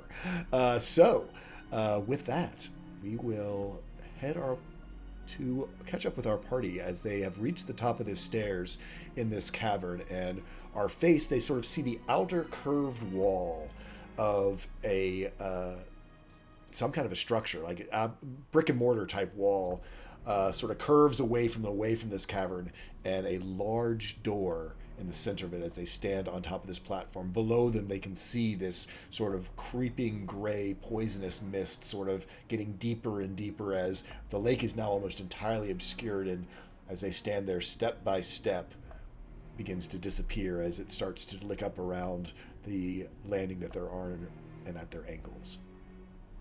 Is it following us? Like as we go deeper into this tunnel and we're like approaching this door and this platform, so you've been moving upstairs. It's basically slowly filling up. It's filling up from the bottom up, and so as you've gotten higher, it's still getting deeper and deeper. So it is following you, but it's not like it's actually like sentiently following you. It's just that as the cavern fills up, you've gone higher and higher, and so it just sort of keeps. It has not stopped rising in depth at this point. Or at least we hope it's not sentiently following us. Who knows? Awesome. So what does this door look like, Jay? Big, large wooden door. It's about 8 feet tall, a good 5 feet across, sort of like a big wooden double, double hinged with a big iron, long hinges through it, reinforced door. It has sort of a standard but looks like a well-kept sort of locking mechanism on it with the handle. I mean, it does have a keyhole. You haven't checked to see whether it's locked or not, but it's not like some of the other ones that were literally just a door with a handle. This actually does have a keyhole below where the handle is. Do we know at this point that Rakesh is roguey?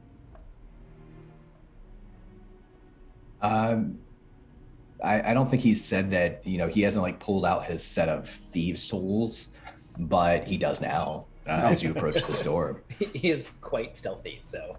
Yeah. I think he kind of seems like a scout, a little bit of a survivalist, but he was taught like infiltration and some other things. So in that way, he's kind of roguey. And so he doesn't get right to it. He slings his backpack over his shoulder and he sets it down and kneels down, and he's tired and he's not feeling great, and he pulls open his pack and begins to fish out this set of tools, these long prongs that press together and turn. He looks over the door and he says, "If we are going to face some sort of guardian beyond the door, I wish we had time to rest. I am not at my best.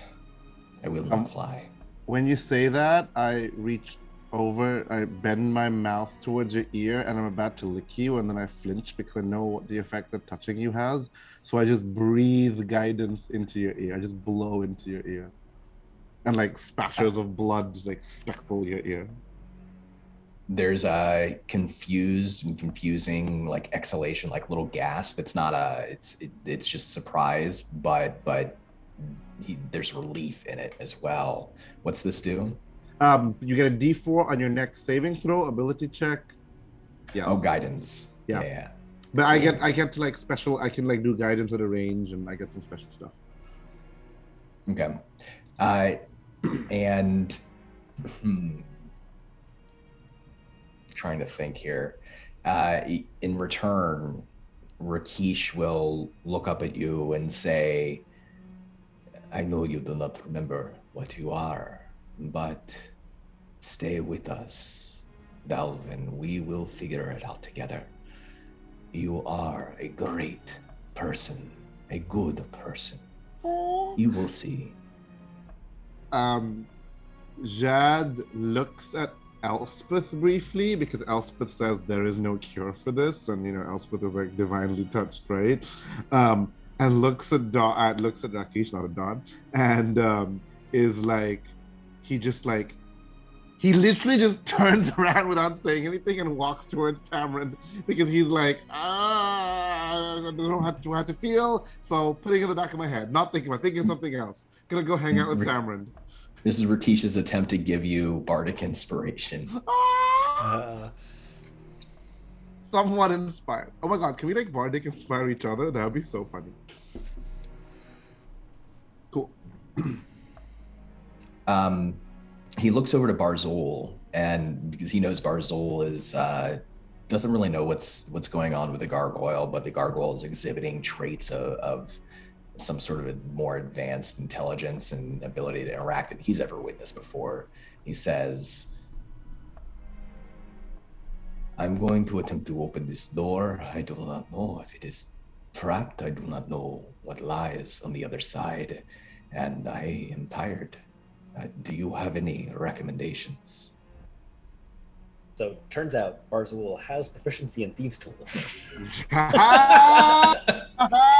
I love how you have these like big stone fingers, and you're like, yes. Very strange holdovers from the past.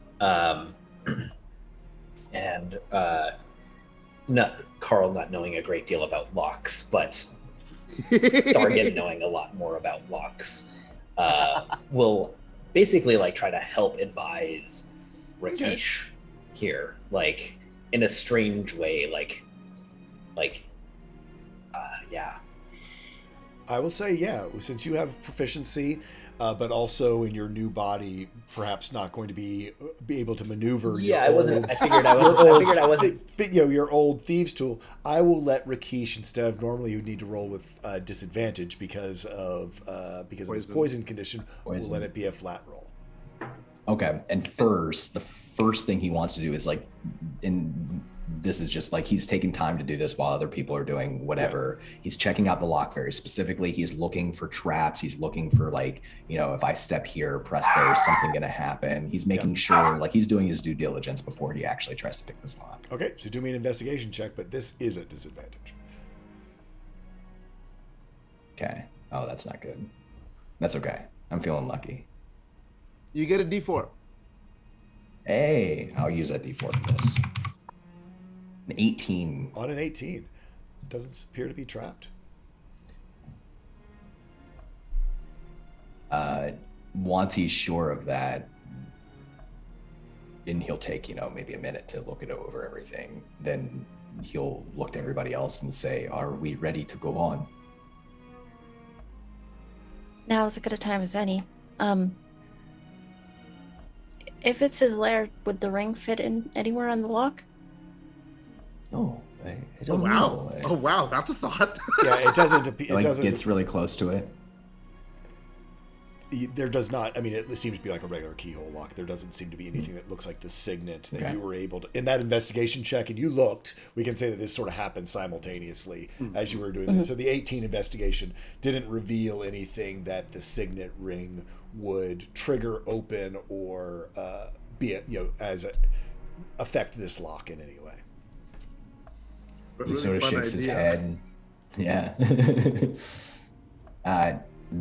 But perhaps if he is such a creature as she was, or something even worse, perhaps we may be able to use it as a bargaining chip inside.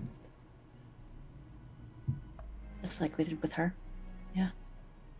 Didn't he die though? Didn't you kill him, Rakesh? I do not think that the person I killed was Gregor, but perhaps I was wrong. I suppose we will find out in just a moment. And at that, he like inserts his lockpicks into the lock. Okay, give me a flat roll, and I assume that the D4 doesn't hold over. It's so this is just a flat roll. It's a one-time thing. One-time thing. All right.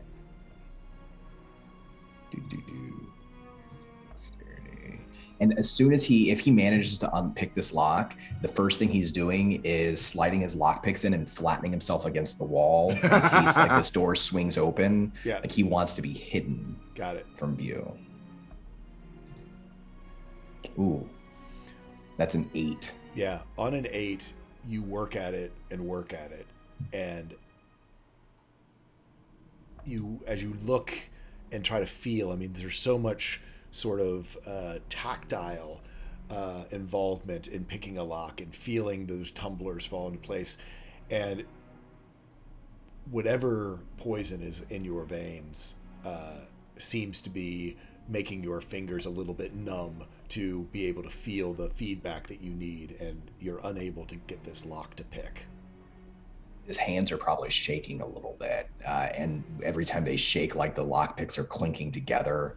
He can't quite feel to twist the right way, and rather than get frustrated, he instead just sighs and he pulls the lock picks out and leans back against the wall and holds them out and says, "Would anyone else like to try? I'm sorry, I'm not feeling myself today."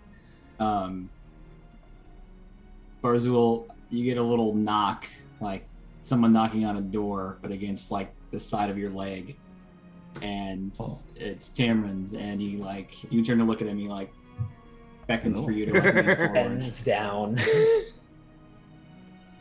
Hey, I wanted to keep this kind of quiet because I know it's kind of annoying, but do you remember outside when Dalvin when you carried Dalvin briefly, and how everyone's calling me Dalvin now? This is so interesting. Sorry. And how well that went when you smashed. Because it got you inside. Remember? Stairs. We're running out of time. Acknowledging, but and if we can't find a way in discreetly and tactfully, maybe another style would help here. And he kind of grins sheepishly at you, like kind of nervous, knowing what he's asking you to do. I think as like, I feel like Rakesh is holding out these tools that would feel familiar in different hands. And Tamron is asking him to do something that this body is made for. He's sort of like stuck in this conflict for a moment as he sort of like looks back and forth between the door and the tools. And how high up has the mist come so far? It's probably one step away. I mean, you're gonna have it, starting to pool around your feet and ankles here, in the next minute or so. And there's no, are there like latches on the door, like handles? I mean, there's a doorknob and handle. I mean, there's hinges, but I mean, otherwise it's a smooth door, sort of with a reinforced sort of long hinges across it to sort of hold the wooden planks together. Medieval door type, but there's not like a grate with iron bars or anything in it. Okay. He will see. I want to roll for this. Odds, Dargan, evens, Barzul. Evens. All right. It sort of like pushes the tools away, and will like try to like dig stony claws in between the gaps of the door and try to tear it open. Do me a strength check with advantage because you do siege damage. Cool. I'm gonna roll this one with dice. Well, that's an 18 and a 17. Woo! For 21. Just Yeah, so I mean, you go to dig your fingers through, and I mean, stone beats wood. So you just kind of like lock them in, and then you're kind of like this idea of ripping it apart, but like even as you like pull your hands back, it's just kind of like it just pulls right off of the hinges, and you're almost kind of like standing there. The door's about an 8-foot tall door. You're about an 8-foot tall gargoyle. That you're just sort of like, you now have this big awkward door sort of stuck on both of your hands. I will just shove it into the room. I start applauding like at a performance. I'm just like, bravo, bravo! I probably would have rolled like a 5 and a 3 if I had gone with like Tharian's choices. So, I mean, you see it sort of disappear into the mist, sort of, doing that swoosh as it goes into the fog, and then a distant splash down below. Through the doorway, since you're the one standing right there, you see a sort of set of spiral stairs going up. There's a very large sort of central core to this. It's not a tight spiral staircase. It would be a wide style staircase with sort of the central core of this is probably easily 8 to 10 feet in diameter. So it's a wide radius spiral, not a tight spiral. Okay. I was actually throwing the door into the room, not down the stairs. I'm sorry. That's fine too. That you can sort of throw it. I figured if we needed it, we might need a door in a minute. Yeah. No. So you can throw it. I'm sorry. D&D player, we might need the broken door pieces later. Sorry, totally missed that. I thought the room behind you, into the room in front of you. Yeah, I mean, you can sort of knock it off your hands and sort of slams over to the side. There's not really enough room for it to almost land straight down because this staircase almost begins immediately. Right. But you certainly can make room for people to pass by. I'm gonna grab Rakesh and pull him through, and just start pulling people into the room. Okay. You rage pull people into the room. Does anyone resist or even attempt? I like being manhandled by Barzul. Elspeth just walks in before the grab happens. Yeah, I figure Rakesh seemed tired. That's actually why I was pulling him in. That was Rakesh gives him a little bit of a jolt too. When you pull him in, it gives him a little bit of a jolt, and he pushes off his back foot a little further into the room. And you say this staircase goes up or down? Up. Up. Okay. Is there any reason to think? Because I'm trying to think of the geography of everything we've witnessed. Does this feel like this might be that tower? Feels very much. Okay. I mean, it's pretty quick to put together that this very easily would be just even the pathway that you all took down, the way that the slope was, the way the river ran, that this very much seems like it would be where sort of the foundation of the tower would be. And once everyone's in, Barzul will pick the door back up and prop it. Basically, he knows that the mist is continuing to rise, and he wants to buy them time. Okay. You can sort of plug it in the hole. It's not it's not trying to get it to stay, but you kind of have to sort of do a little bit of a wedge to it to sort of stick it in the door. But you're strong enough, and the door, you can sort of wedge it in there by kind of racking it in the frame a little bit. Yep. And we'll look together. We can climb or we can rest. I don't know how well sealed that is. I look at the door and I look at Barzul like, Barzul, you're not just a pretty face. Very confused because he's never had a pretty face. So I clap you lovingly on the thigh, like, awesome.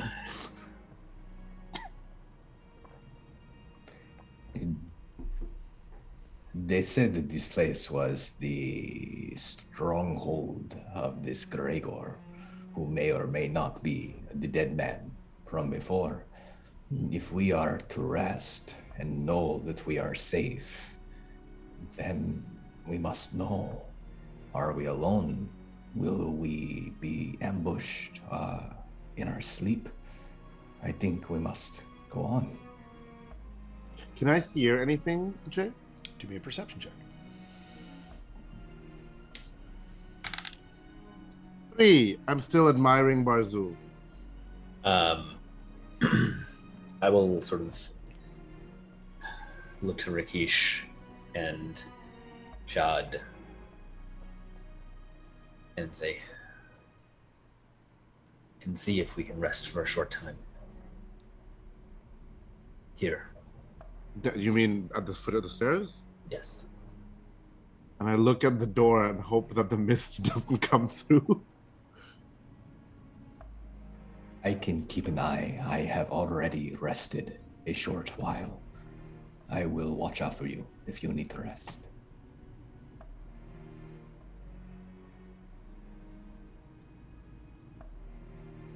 Okay. If Barzul is the expert in field tactics, so if he says we should rest, I'm like, okay, he knows what he's talking about. So above table here, Yeah. we know a short rest isn't gonna clear your poison condition. We'll give Elsbeth time to make up a cure for it. So just that we're clear at what the thing is. 'Cause I think everybody, since y'all didn't have combat, is at full hit points from your last one, correct? No, Elspeth fell. Oh, that's also, right. Also, I'm hurt. Jod took some damage from the poison, and Gotcha. You are correct. yeah, and I do remember that like they had said like I was saying this rest was particularly so Elspeth could Yeah. Do Yes. the thing. craft. Yeah. Elspeth's going to pull out the herbalism kit and grab some of the mushrooms and start grinding them up. So as you do that, I'm going to use my class feature. So first off, I tell a story because we're in this like tower. I tell again, it's just bubbling up inside me, like, isn't it? I tell the story of a witch who lived in this tower and a wizard who wanted her power. Oh, that rhymed. And how he climbed up, and it's the story you think is going to be this romance of how he like wooed her, but it ends kind of abruptly. How like he's like, no, he grabbed her and kicked her out the window, and then she fell and died. And that's kind of an abrupt ending. And I pause, and then I maybe Rakish like, what kind of story is that? Like, that's a terrible story. But like Jad's like, I don't know, because remember, it's coming from Jad's memory and not actually a story. Jad's like, I don't know why that story ended that. Oh, it just ends that way. So everyone, from my Song of Rest feature, if you regain hit points using hit dice, you get a bonus 1d6. And the story was part of my Inspiring Leader feature, where you get 8 temporary hit points. Nice. Because my stories are so inspiring, even if they're very bizarre and end in horribleness. Cool. Yeah. So feel free to, as Elspeth is mixing away, who is on watch? Rakish Barzul. and Barzul. So yeah, if y'all could roll me some perception checks. If Barzul's Or staying one of you- awake, then Rakish is not going to be on watch because Rakish is tired. and Gotcha. poisoned. It's poisoned. Yeah. Yeah. He'll sit down next to Elspeth and just kind of watch Elspeth work and stay there. Tamara can be helping, like kind of guide, having known how to make this before. Yeah, no, absolutely. Tamron, you're very familiar with these ingredients, and Elspeth, you having not used them, but certainly can recognize their medicinal properties. So give me a roll for your, and I'll say with Tamron's help with advantage, for your herbalism kit to see how productive your. Is this a medicine check, I'm assuming? Or tools check, but medicine check is fine. It would have been the same roll anyways. It's, Yeah, that figured it was, so no big deal. So yeah, no, on a 19, 19.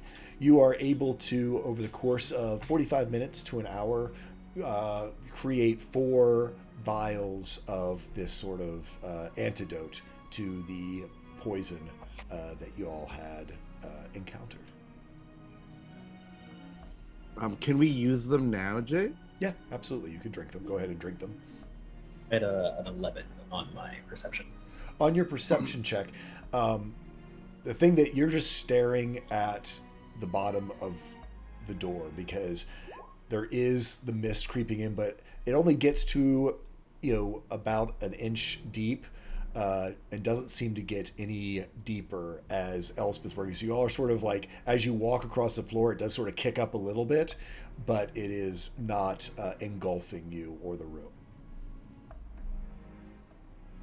When I drink the potion, I'm not normally used to drinking vegetable or fungal matter, so I like make a face. I'm like, and I like cough a bit. And I'm like, oh, that was disgusting. Yeah, Rakish, you're welcome to drink one as well. Elspeth gives the potion, then he'll take it too, and I think Rakish thinks like, oh, I'm not gonna choke on it like Dalvin just did. I'll do better. But he smiles and he looks to Elspeth and he says, Probably doesn't taste very good. Oh, that's all right. I've drank many of things that did not taste good. Thank you very much for this. And you do not owe me your story, but I believe that you have a story to tell. And if we make it through this and there is something you want to share so that others know what you have done, I would be very grateful to hear it. No, I haven't done much of anything, but I helped you, and that's a good enough story, I think, for now. You have done much today. And he throws back the potion and immediately starts coughing and hacking. Just told like, you. Just like Dalvin. I'm like, oh, it wasn't just me. Okay, it was actually bad. So, Tamron, for literally the last, your lifetime, which is measured in decades and decades and decades, this was like what you ate every day were these mushrooms. Kind of like, your version of home cook. This would have been your version of home cooking. Yeah, you see both your friends cough and choke. I think if we just smash cut to like Tamron with like a mouthful, and like when Dalvin like spits and coughs his up, like he kind of freezes and then just does a very slow, and then Rakesh does as well, and just once again just kind of like furrows his brow sadly, like looks back down at it and very like weakly like swallows it fine, like, and just is like, and then sets it back like down into his pocket for later. No, it's good. It's good, Tamron. It's good. Very good. I think I'm not used to drinking vegetable matter. it's also just it's an acquired taste, I think, Tamron. Yeah. It's just a differences in culture, I guess. Tamron. You're okay. I'm sorry if that offended your culture. I tapped Tamron. I'm like, I'm used to warmer fluids. No, it's fine. It's fine. It was the one thing I thought I could. And I turned to gift Tam, like, everyone. on the plus side, think about the fact that you don't have to eat what I tend to eat. His eyes go big and he kind of like zones out for a second and goes, right, great. You keep that up, I'll keep this up. Deal. I like laugh and I like tap you lovingly on the head. Like, Okay, so I saw y'all who needed to rolled some hit dice. You certainly have. You've done your short rest and taken 8 potions. temporary HP, everyone. You get 8 temporary HP from Jad's Story of features. defenestrating a witch.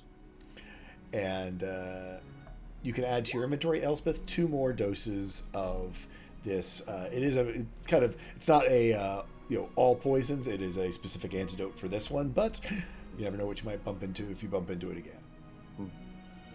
Good. Tamron, you also meant to mention that this helps purify the water? Yeah. Some of that ooey water down there. When we boil it, it just kind of makes it not so bad.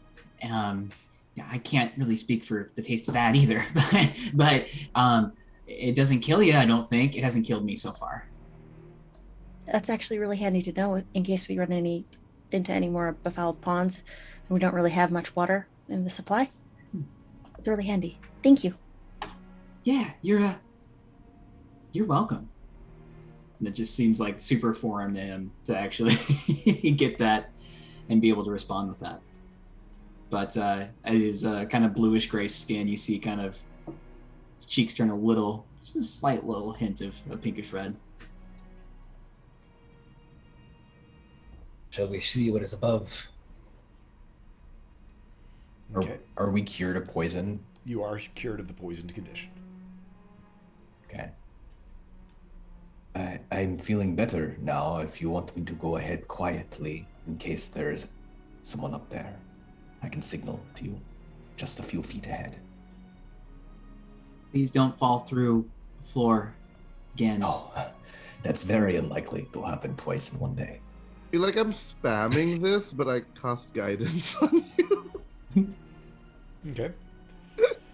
I like blow in your ear again. Hopefully the tower is as abandoned as the rest was. So Rakesh, roll me a stealth check if you're going on ahead.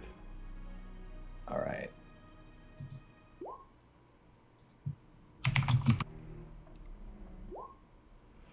An 18. Woo.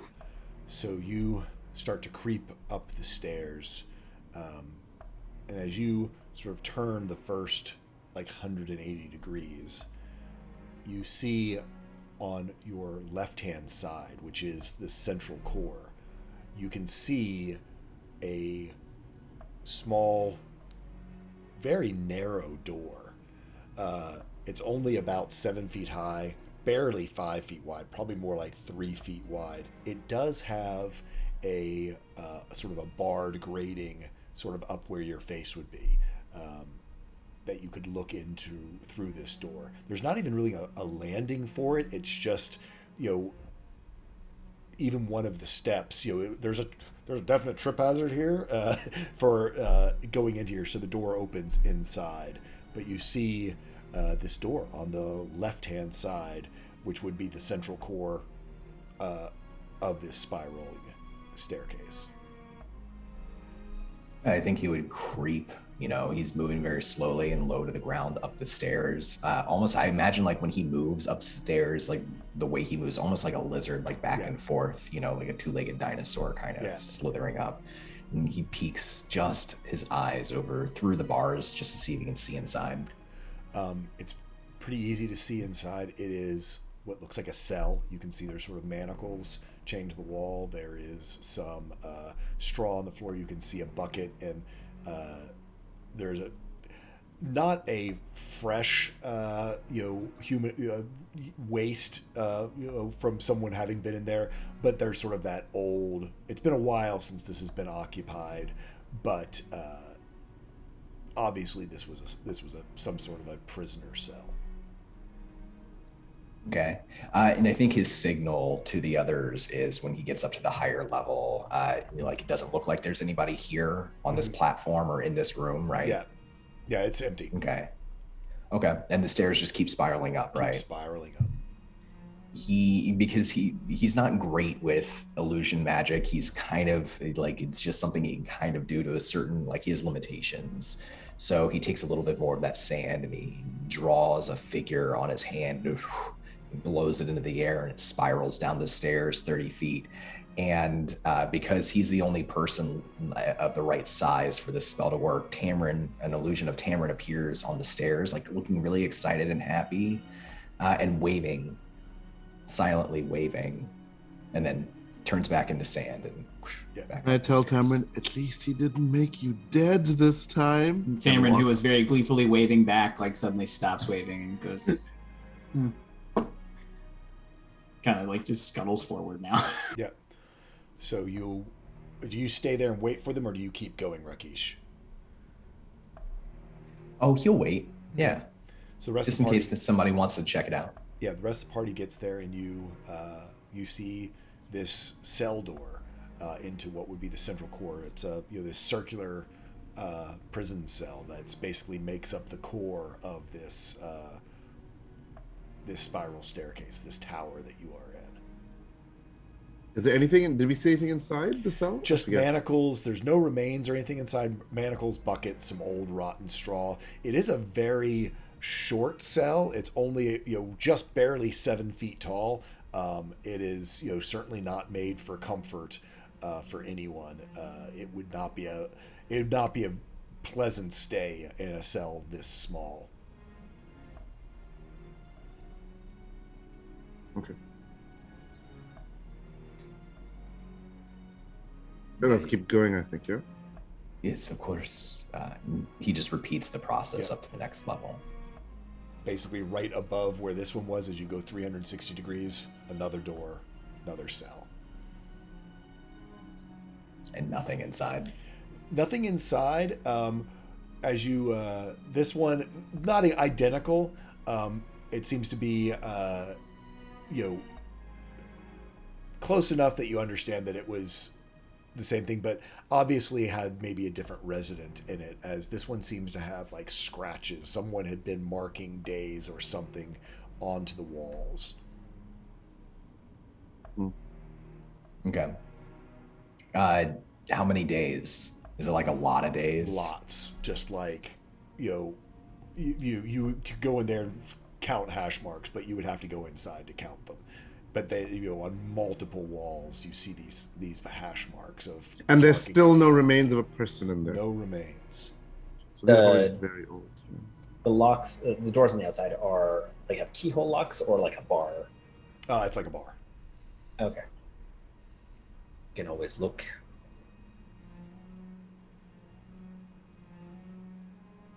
Good, yes. Do you wish to stay in there? And the rest in there? No, I was just saying if there is anything in any of these, we don't need a key to get in.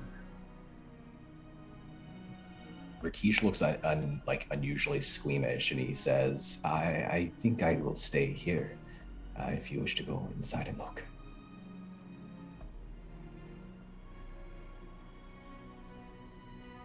And Barzo will just tip the bar open and open the door. Okay. Door swings inside. You see, again, this sort of a bucket, some rotten straw. You can see where there's a piece of rock that has broken off from one of the stones. And as you look around, you see hash marks, even more than what you were able to see through this sort of small window in the door, pretty much around all of the walls. Some longer, some shorter, some made with a deeper hand, some just barely even evident scratches. Whoever was here for an exceptionally long time. So turn, leave, shut the door. Let's keep going. Yeah. Next floor up, another cell. This one more like the first one, no really distinguishing marks in it. Up again, another cell. About 5 stories up, as you are calling up this tower, you find one that you can smell it before you see it. There is just a stench that is wafting sort of in this area, and as you come on it, you see the floor just covered in sort of rotten gore and remains. Ancient. I mean, not ancient, just rotten to the point where it's just sort of a slime that's left, but it has that smell of rotten flesh. So it like wouldn't be appetizing to me because not it's at like all. rot No, and yuck. no. Okay. Rotten and yuck, and it's in this moist place, so it's sort of stuck around far longer. I mean, the more surprising thing probably is that it does not seem to have been consumed by any insect or scavenging beast. That it was left to rot without any sort of scavenger having taken part of it. That would be the more interesting feature. I look and I unhelpfully say, "This was blood." At one point, I know a lot about blood. Y'all continue on. Do you know how long ago? Can you tell how long ago? Can I tell how long ago? I know a lot about blood. I also might be able to tell. Yeah, you know a lot about medicine. Yeah, roll me again. It's going to be at disadvantage for both of you. One Sure. can roll a medicine at disadvantage. The other one, I guess, roll me a perception, but it's going to be Sure. at disadvantage. Sure. Or investigation. You could do investigation if you're going to really get down in it. 20. 4. I rolled a natural one. Yeah, My no, investigation was 20. Yeah. it was 20 Yes. years. But again, and I'd say that's where you really get that insight into this the process of natural decay seemed to be prolonged with this, that very few, maybe even you don't know about too much about decay, but I mean fungi, things like that would normally inhabit and make a body truly be gone in multiple years did not happen here.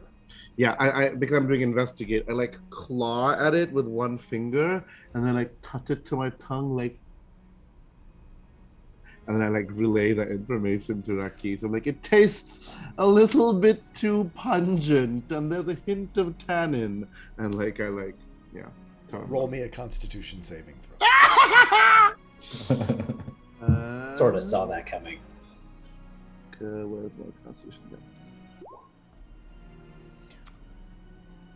9. On a 9,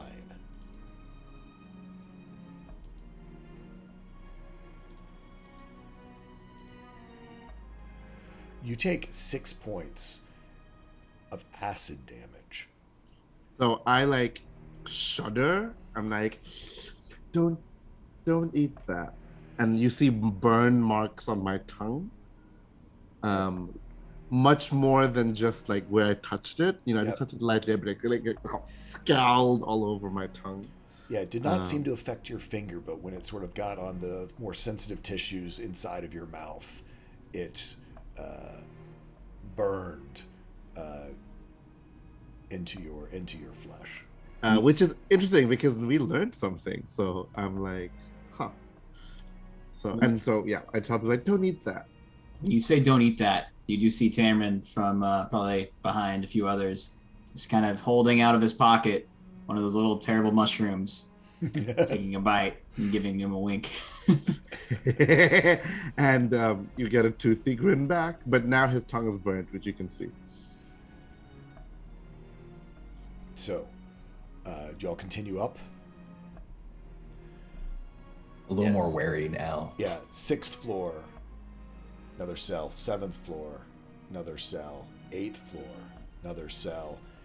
Just keeps going up and up. You remember from outside, this was an almost, when you now add the fact that how far you went underground to how far you saw above ground, over the course of this, just for playtime's sake, it ends up being 15 total cells. Oof. As you go up this tower. You had the one that had the gore and this sort of just awful stuff that Jad tasted. There's another one that literally Jad, and other than the fact that it is ancient, it is as though someone painted the walls with blood. Completely coated every surface of it. Is old, probably, and again, we won't do the roll for it. Again, more than 2-3 years old of blood in every surface, every cranny of it. The coverage is, again, the thing that is surprising is that it is so completely coated with blood. A couple of the other ones, there is fresher humanoid or even undistinguishable animal type wastes. Some in a bucket, sometimes in the straw itself, as though an animal was using the straw area for waste. But you eventually get all the way to the top, and it doesn't end in a doorway. It ends in a hatch. So it's like, it comes together like that wedge, and so that you see a hatch there in front of you, and Rakesh in the lead. You see it, from once you get far enough around, so 45 degrees around the, going up the circle, about 15 feet down from it, you can see, and you would see the ceiling starting to get closer. You see this hatch. Like a hatch that would lead out to a roof? Like maybe... like a hatch you would have in a floor. Okay. And I think Rakesh, probably still pretty tired, even though he took that potion. He's tired. It's a long climb up. And there's also something he's never gotten used to how dark the magic in this world is. And every once in a while, something happens, like remains that should have been gone years ago are still there. And something happens that just reminds him that this isn't really where he belongs. and he really doesn't understand it. And so I think by the time he sees that hatch after climbing all these stairs, his sense of self-preservation and caution gives way to just a desperation to breathe fresh air or to find somewhere safe, to be done with this sort of nightmare that this place is turned into. And so when he sees it, he throws it open without abandon and jumps up immediately. Okay. It is not locked. You throw it open and jump forward, but that anticipation of being out in fresh air, being out of this place, of having, again, passing by these rooms that had excrement in them with the gore, and it just, even though the smell doesn't exist here, it's kind of that memory of the smell still with you, but you don't jump out into the open air. You jump out into a room. You see a well-appointed, it looks like a study. There are carpets on the floor. There's a wooden desk over to one side. There is a work table over to another side. On the work table, immediately your eye picks out, just from your training, laid out in a very methodical pattern, surgical type implements and tongs, cutting instruments, all sort of laid out and arrayed.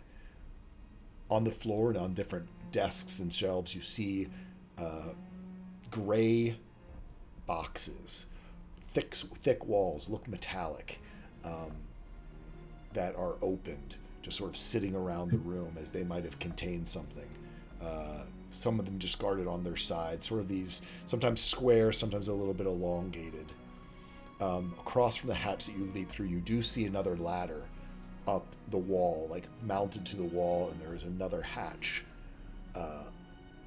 across the room from you and above. Just sort of call down, I think it's safe. It is a study or a workroom. Are there any windows? There are, but they are these very, very... They would have been sort of almost like sort of murder holes that you would shoot through, except they're a little bit wider and are filled with... have glass in them. So it is... Do they look out into the sunlight or something? It looks out into... It's still nighttime outside, but it does look out. I mean, if you go over to one of the windows, it would look out over the landscape. You don't get a great view because it's sort of that milky, sort of medieval glass, but it would certainly let daylight in, and there is some moonlight that is coming into the room from it. There also is a orb that's casting magical light from like a sconce. Oh, that's just like a light spell, not Oh, not like a orb of daylight or whatever. No, it's not daylight. It's very similar to Elspeth's orbs that she's been using. We thought that this person was a wizard, and this room has all these strange tools and stuff. Does any of this spark anything? Do I recognize any of this? So is everyone else coming up to the lab? Oh, yeah. Once Rakish called. Yeah, I think we'll all come up. Okay. So, I mean, do you want a perception first? Do you want to investigate first? How do you want to go about this room? I would investigate. Okay. Jad, Jad's going to start investigating. What would you like to investigate? You were saying the surgical tools? Yeah, because I want to see if this sparks memory or anything. These like tools, there's a wizard, magic stuff. Before we get to you, let's go around and see what everyone else is doing. Elspeth, you enter up through the hatch. Seeing that it looks like a lab with medical tool equipment, she wants to see if there's any dust covering them or if they're recently used. Okay. So you also are going to row the table where Jad is. That would be an investigation. Rakish. Rakish is looking for tracks in the dust or in the dirt or signs of like food or anything that would be perishable that's been left out. Kind of leaning on his like tracking and survival instincts to see if anybody's been here particularly recently. Okay, so you could do survival or perception. Barzul? I think Barzul is doing sort of a similar thing, like checking it for safety more than anything else. Like, are there recent activity, he would probably actually also go over to the ladder to the hatch and roof to check exits. Okay. So that would just, I think, a general perception from Barzul and Tamara. Tamron's definitely thinking much more personal level. He's looking for any potential notes, books, scrawlings, drawings, anything related to the weird kind of crystals that appeared during their attack at the camp that happened, or any even more outlandish, but still it's kind of his personal mission, any reference to the strange handprint on him, anything that might sound like that. So that's going to be investigation. We'll say that you're over at the desk. So let's sort of go in order. Jod and Elspeth, y'all can either roll separately or together as you go over to the surgical table.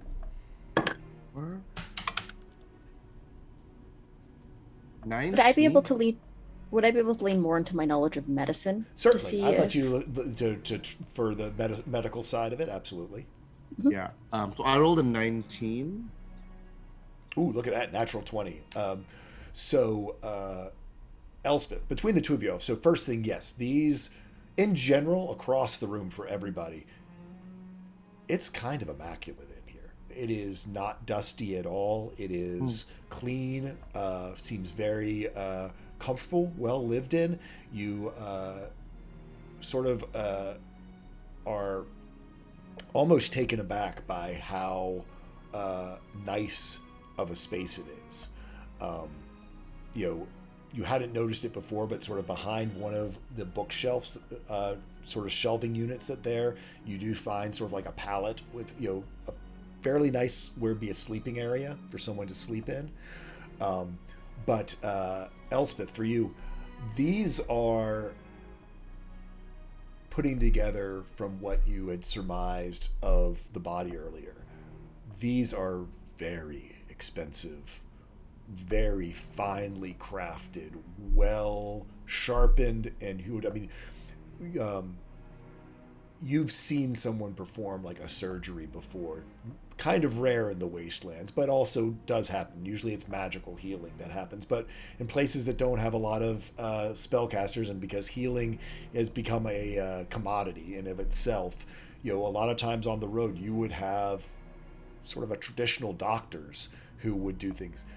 This would be the envy of any doctor that you would ever encountered with your mother and the other people of your family who practice any sort of medicine. They are phenomenally well made, not jeweled or anything, but just functionally, high end, perfection in your eyes. Jad,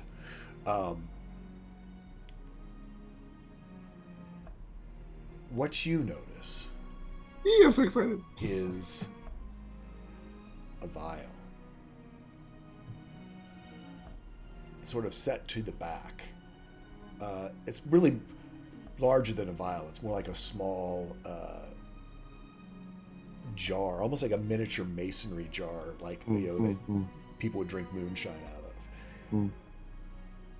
And with your sense of smell, it immediately catches your senses, and that voice in your head was like, "Oh, what we used to knock people out with."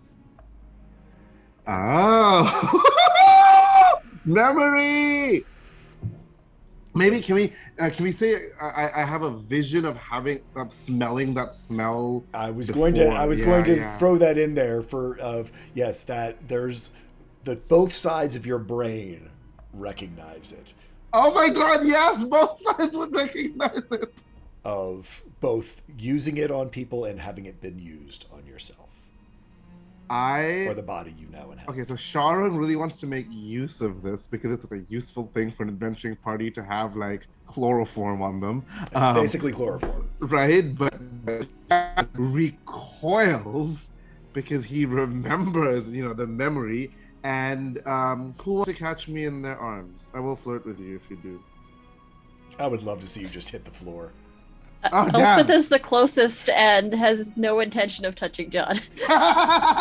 Okay, so I recoil and fall onto the ground, and I with my like hand, like, because I was about to reach out to the jar, let's say, right? Yeah. So it's not like I'm pointing at the jar, but like my hand was out to it, and I recoil and fall, and I say those exact words that came in the cold voice in my head, but I produce it in that voice. Okay. I say like, yes, this is useful to knock people out with before we proceed with them, or something like that, Yeah. right? So all of you can hear that as I'm like saying that, and then my eyes, like you all see as I say that, my like eyes have rolled back. I'm not being normal when I say that. Yep. So, Rakesh, go ahead and give me your roll, unless you've already done it out there somewhere.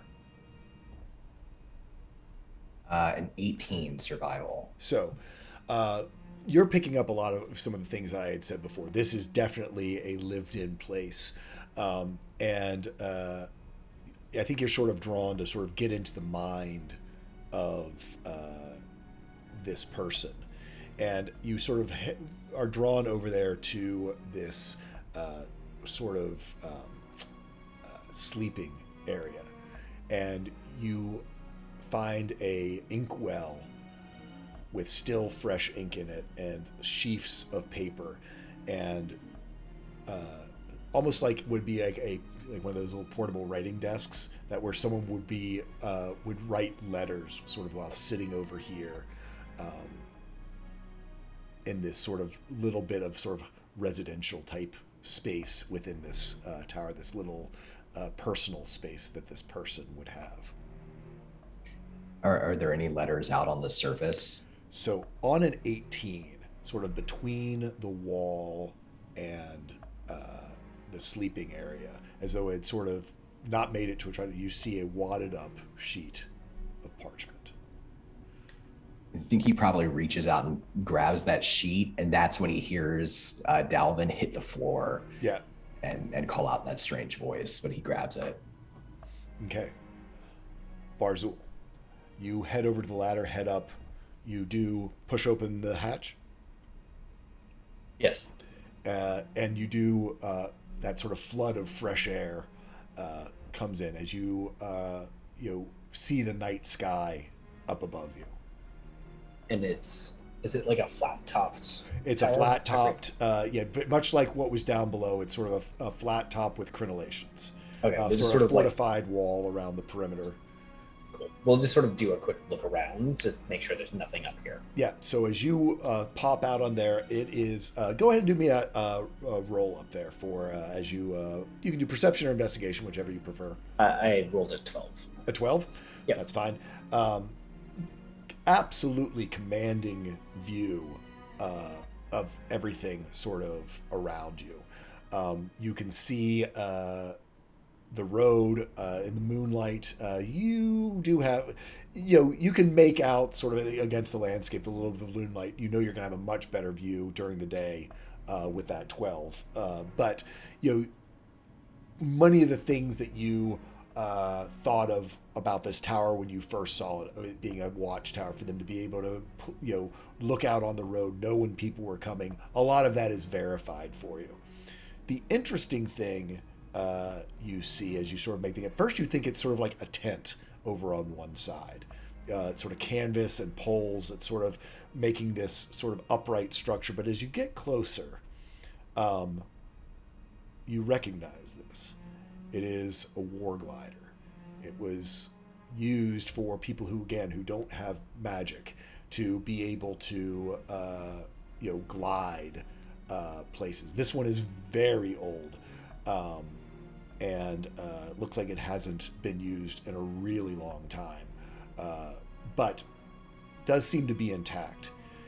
You also find sort of a strange tube-like structure on a low stand that sort of points to the sky, and you see another one of those lead boxes. Is the lead box open like the other ones were? It is opened, yes. We'll go check it out. Is that empty? Yeah, I mean, the biggest thing is that you go to pick it up, you would recognize it, but when you pick it up, you immediately know that weight it's lead. This isn't just metal. It is a lead box.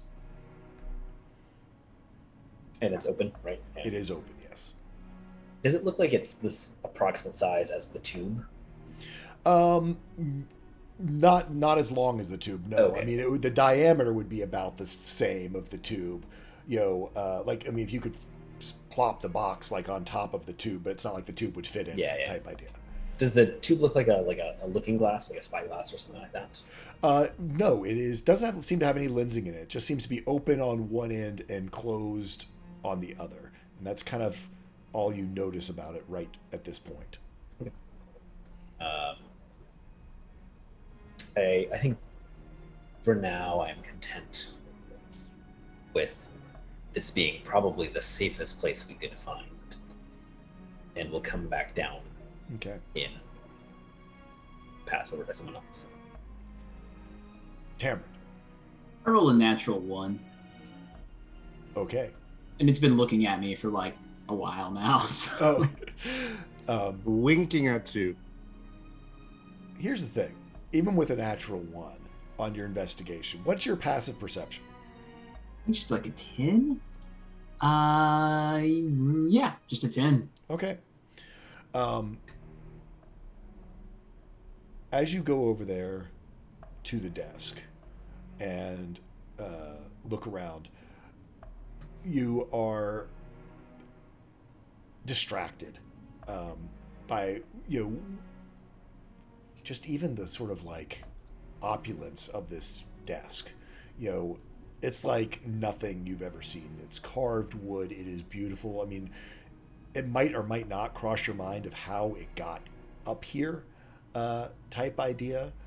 But as you're looking it over, you do see that there is a book laying on top of it.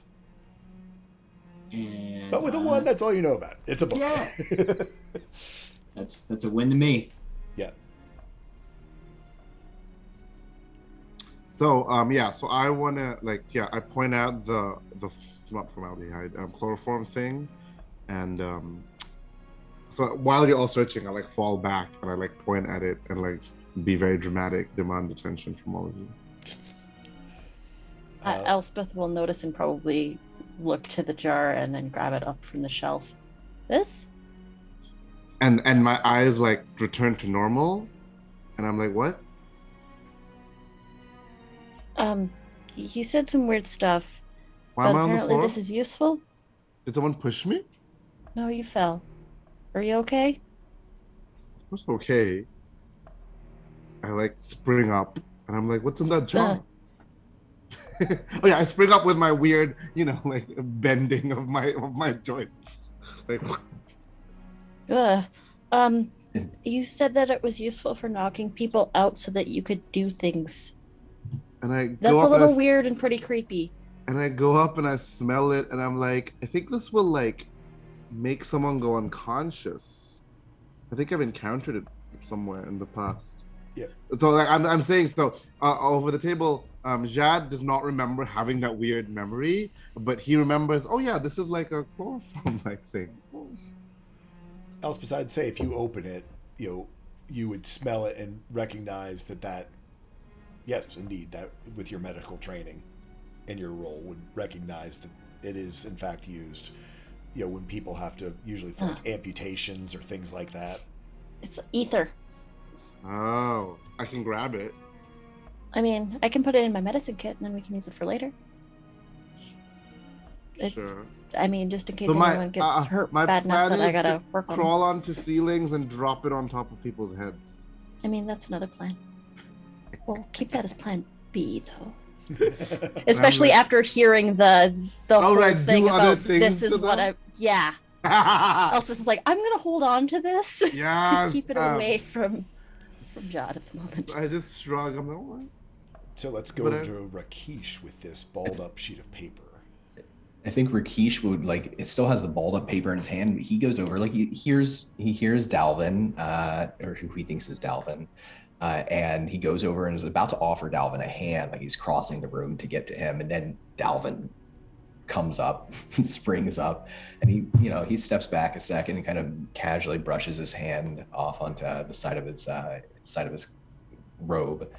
And he hasn't looked at the paper just yet. He's watching Dalvin and Elspeth speak, and he says out loud, probably loud enough that anybody who's listening would hear, "The work must continue. The work must continue. That is what the man who attacked me said when I asked him why." And I turn around quizzically and I look at the instruments and I'm like, is this the work? Dissections or because now I'm thinking of the like cells with all this weird stuff in it, right? So I'm like, were there experiments being done here? Was that the kind of wizard that lived here? Uncrumples the paper and kind of probably like goes, I don't know, like he's furry, so pale for him is maybe just like a little, slightly pinker, right? Just a little maybe bit. like a little puffed out. That's right. Yeah, like that. Oh, the puffed hackles out. rising. Yeah. And he'll try to read the paper if it's written in the language he knows. Yep. So if you all will go to your handouts, there at the bottom, you will find a letter, and it says, "Elias, while I know how vexed you were by the Stone Raven's rebuffing of our overtures to lend their insight into our work and lighting the sanctuary pyre in protest, the beacon has proven to be quite a boon. The flow of refugees along the road has gifted us with many new volunteers to undergo the process, which has been most helpful. Unfortunately, even with the inflow of new subjects, my efforts have proven fruitless. The merging process remains unpredictable and difficult to initiate without adverse outcomes for all involved. The success we achieved with Subject 14 eludes me still, and I am sad to report they remain at large even after numerous mercenary groups have been contracted to recapture them after their escape. I'm hoping the test with a larger subject group in a dense setting will allow for observation of a stable merge by recreating similar circumstances to those we have seen previously in the wild."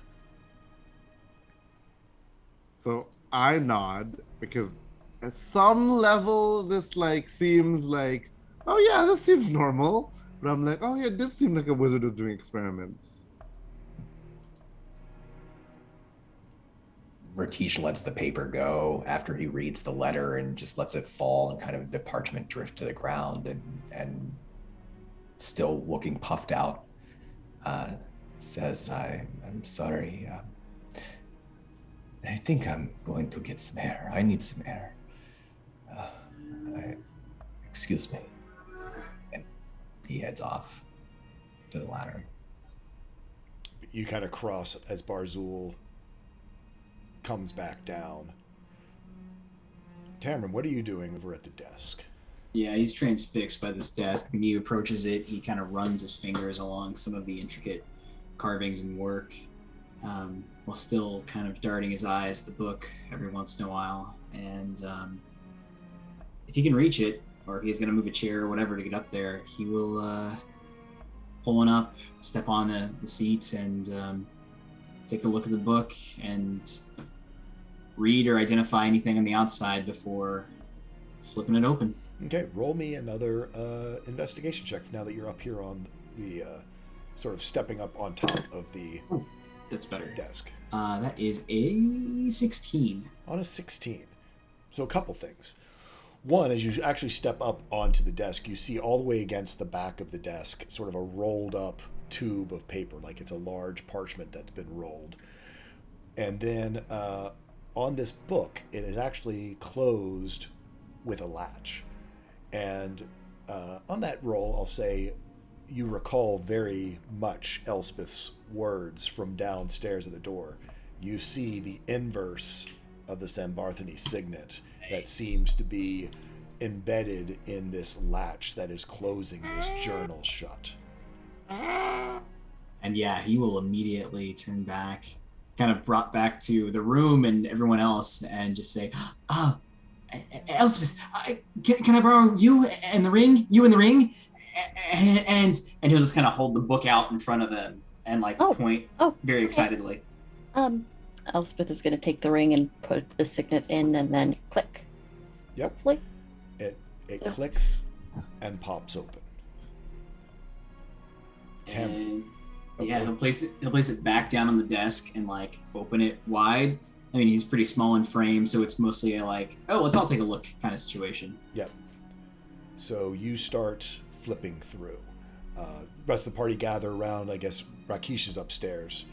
Rakesh, did you read the letter out loud? Oh yeah, he totally would have read the letter out loud, not thinking that it was going to be as creepier, upsetting as it was until he got further. As you start flipping through, Tamron, as you're sort of right there on it, and you had expressed interest, you see page after page of surgical procedures and anatomical sketches, many things showing as insertion incisions on both humanoid and animal subjects. Again after again, you see page of where they have strikes across them as you go through the first couple of them. I'll defer to you. I see you're leaning into your mic. I think he, after a few of these, will probably kind of stop turning the pages before like looking to some of the others before going on. See if you can find subject 14. I kind of nod, almost like regretfully. This is terrifying and Jad terrible, is fascinated. but this person got what they looking. deserved. Jad is just fascinated looking at this book like, whoa. And he'll slow down, how quickly he's flipping the pages, and just one by another, trying to find something of relevance to anything here. You specifically subject 14. And flip, and they're almost how sometimes in a book that's been open to a certain spot. Oh, right. Flops open. As you come across, you see sort of where the binding is broken, and it sort of flops open and lays flat on the chest. And on the left-hand page, you see a drawing of a crystal. And on the right-hand page, with the number 14 under it, you see the picture of a hand missing 2 fingers and the other 3 remaining. Wait, is that the same handprint that's on Tamron? And that's where we're going to end our session. Son of a gun. Yes. Son of a gun. It's great. Heck yeah. Yay. Hope you all enjoyed our session this evening. We're running a little bit long, so let's quickly run around the table and find out where we can find people and what else they do out there in the interwebs. We're going to start off in our reverse order like normal. Bird, tell us about yourself. I'm Bird. I'm Birdverse playing everywhere on Twitch and Twitter and every other place. Charity streamer. Check me out when I actually do it. All right. Awesome session. Next up, Carl. Carl Nelson on Twitter, Visions of Carl on Twitch and Instagram, designer and streamer occasionally. I am so intrigued. Next up, we have Don. Hey, I'm Don. I design games and run games. You can find me on Twitter at Donathan Fry if you want to. I had a great time getting back with the group today. I missed everybody last week, so it's great to be back together. I'm very interested in what's going on, and I can't wait for next week. Next up, we have Anita. Hi, I'm Anita. You can find me everywhere at Panita or at Critical Misses. I do TTRPG things on the internet, but check out my Twitter and you'll find out where I am most times. Awesome. And last but not least, Sharong. And I'm Sharong Biswas. You can find me on Twitter at Sharong Biswas or on itch as Astrolingus. And I'm a game designer and writer and all kinds of things. And I'm doing a lot of stuff. And I think right now you can check out the Avatar: The Last Airbender Kickstarter, which has made $3.5 million right now, I think, last I checked. Check it out. And woo! And I am Tall Squall. I was your DM tonight, and you can find me all over the interwebs as Tall Squall. Hope you all had a great time. Again, thank you so much for all those donated subscriptions. All the money, 100% of it, does go to help out Satchel's Last Resort for animal rescue. And until next time, folks, gather your friends together and tell a story, because that's what it's all about. Have a good one. Good night, everyone.